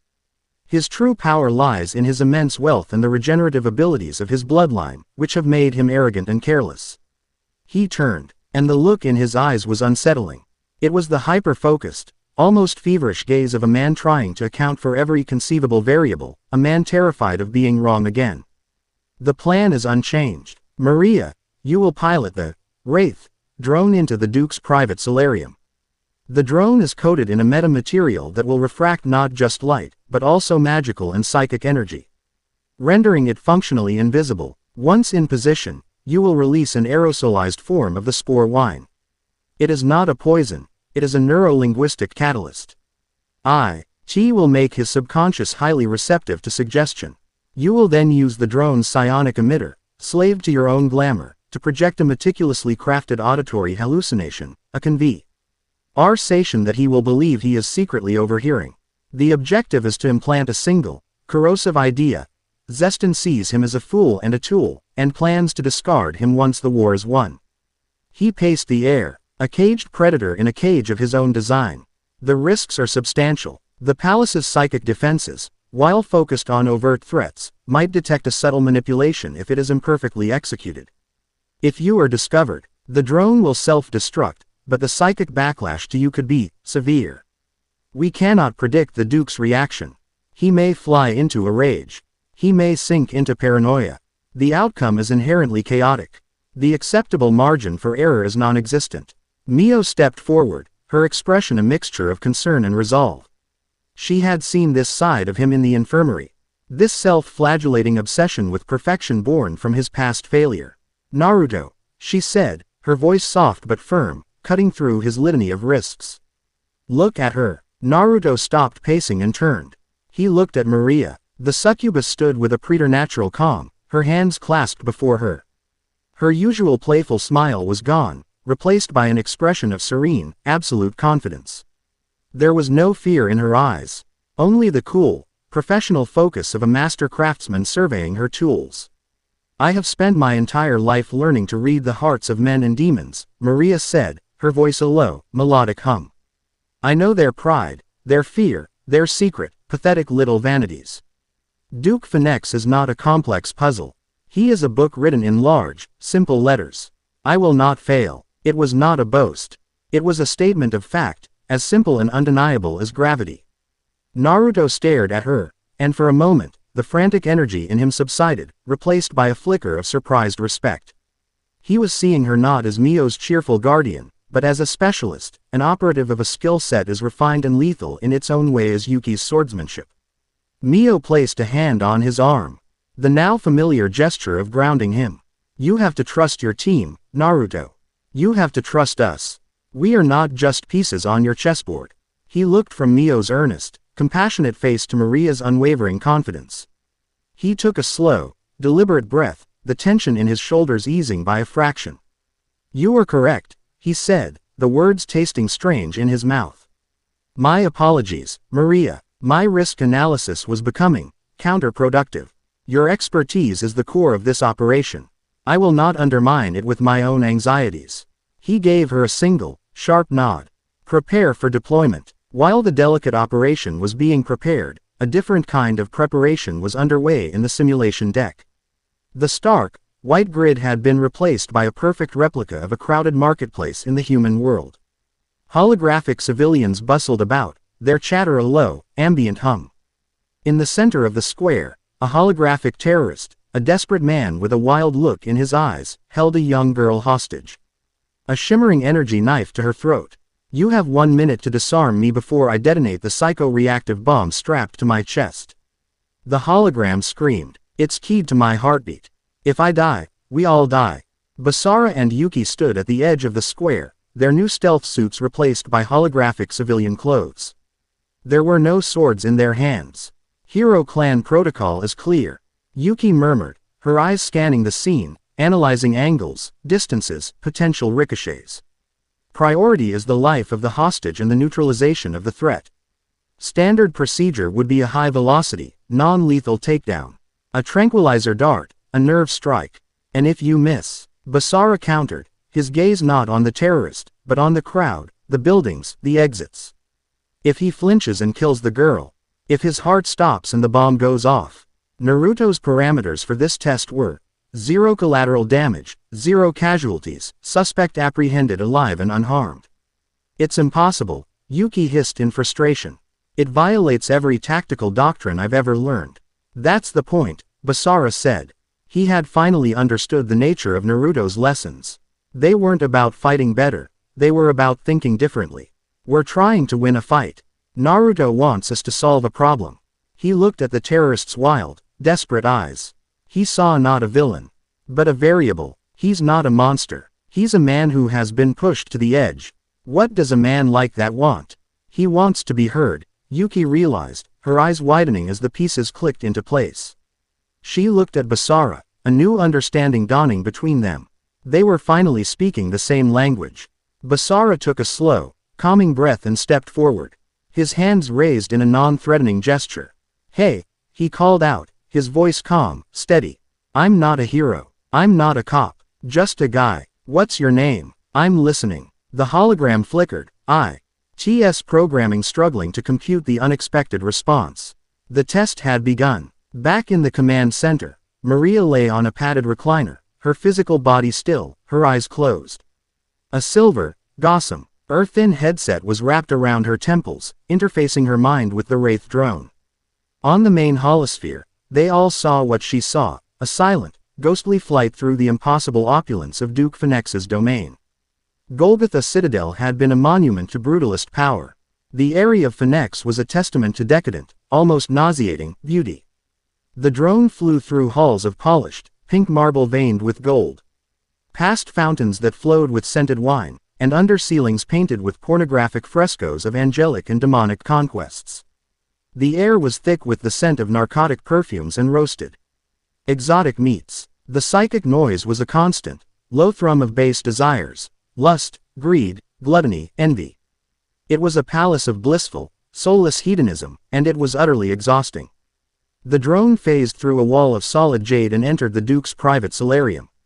It was a vast, glass-domed chamber filled with weeping, violet trees and flowers that dripped a luminous, silver nectar. In the center, lounging on a divan of plush, white furs, was the Duke himself. He was impossibly handsome, with flowing golden hair and skin so perfect it looked like porcelain. He was surrounded by a coterie of fawning, scantily clad demonic courtesans, feeding him peeled, jewel-like fruits as he admired his own reflection in a handheld mirror of polished silver. Less than target acquired, greater than Maria's voice was a whisper in their minds, cool and professional. Less than he is exactly as the profile described, a peacock in a diamond cage. Beginning Phase 1. Dispersing the catalyst. Greater than. From the drone, an invisible, odorless mist settled over the room. The effect was subtle. The Duke's languid movements became slightly slower, his self-satisfied smile grew a little dreamier. His critical faculties were being gently, invisibly lulled to sleep. Less than he's receptive, greater than Maria reported. Less than his mind is like an open door. Now for the theater. Beginning Phase 2. Greater than. This was the delicate part. Maria didn't just project sounds. She wove a complete, multi-sensory illusion, a phantom memory that would feel utterly real to the Duke. She used the drone to create a subtle acoustic distortion in a far corner of the room. A place where a private conversation could be plausibly overheard. Then, she began to whisper. The Duke frowned, his perfectly sculpted brow furrowing. He waved a hand, silencing his chattering courtesans. Did you hear that? He rose from his divan, gliding silently towards the corner of the room, his vanity piqued by the possibility of a secret. The illusion began to play in his mind. And on the holosphere in the vault, the team heard it too. It was the voices of Zestan and Valerius, perfectly mimicked, layered with contempt and condescending amusement. The peacock is performing his duties admirably. Zestan's gruff, impatient voice seemed to echo from the marble. His gold flows as freely as the wine in his fountains. He is a useful purse, my lord, Valerius's silken, cruel voice replied. And a gaudy one at that. But are you certain of his loyalty? His vanity is a liability. Duke Phoenix froze, his hand pressed against the wall, his ear straining. His face, once a mask of smug self-satisfaction, began to pale. Loyalty. Zestan's voice laughed, a harsh, grating sound. The peacock is loyal only to his own reflection. He is a tool, Valerius. A stepping stone. Once the girl and her upstart brother are crushed and the throne is mine, his usefulness will have come to an end. We will take his treasuries, melt down his gaudy palace for scrap, and hang his pretty feathers on my banner. He should be grateful for the honor. The Duke's face went from pale to a mottled, furious red. His knuckles were white where he gripped the wall. The seed of paranoia had not just been planted. It had taken root, blossomed, and borne the fruit of pure, narcissistic rage in a matter of seconds. A fitting end for a fool, Valerius's voice purred, the final, devastating blow. That was all it took.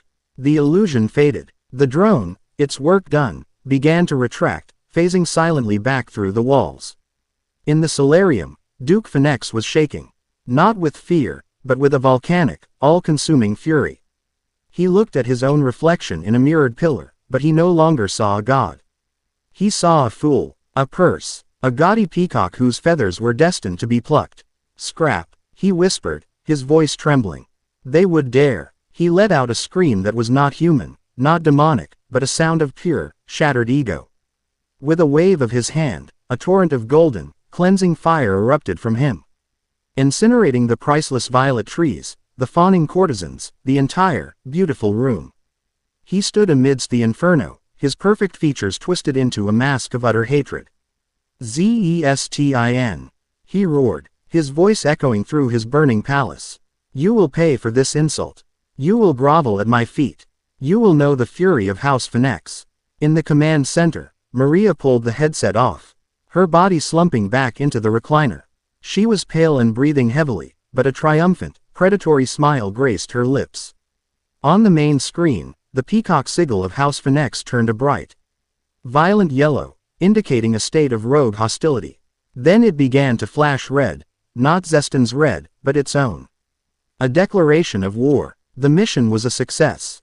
Naruto stood over Maria, a strange, complex expression on his face. He had watched her wield her power with the precision of a surgeon and the artistry of a master composer. He had seen the raw, terrifying power of psychological warfare, a force that could turn a powerful ally into a rabid enemy without a single drop of blood being shed. He extended a hand, helping her up from the recliner. Her hand was cold, but her grip was firm. Your report was inadequate, he said, his voice a low, quiet rumble. Maria blinked, confused. What? You stated that Duke Phoenix was a book written in large, simple letters, he clarified, his violet eyes holding hers. You were wrong. He was a finely tuned instrument, and you just played him until his strings snapped. He allowed a small, almost imperceptible smile. It was artistry, Maria. A masterful performance. The praise, coming from him, was more potent than any physical caress. Maria felt a flush of heat rise to her cheeks that had nothing to do with her succubus nature. It was the pure, unadulterated pleasure of being recognized by a fellow master of the craft. In that moment of shared, silent understanding, a new, intricate thread was woven into the complex tapestry of their relationships. The victory was quiet, subtle, but it was perhaps the most significant one they had yet achieved. They had fractured Zestan's foundation, turning his greatest financial backer into a furious, unpredictable enemy, and they had done it Naruto's way. Not with overwhelming power, but with overwhelming intelligence. The war was far from over, but the Symphony of their counterattack had just played its most beautiful, and most devastating, new note. Chapter 9 End. The End. Remember to subscribe and like this video. See you in the next video.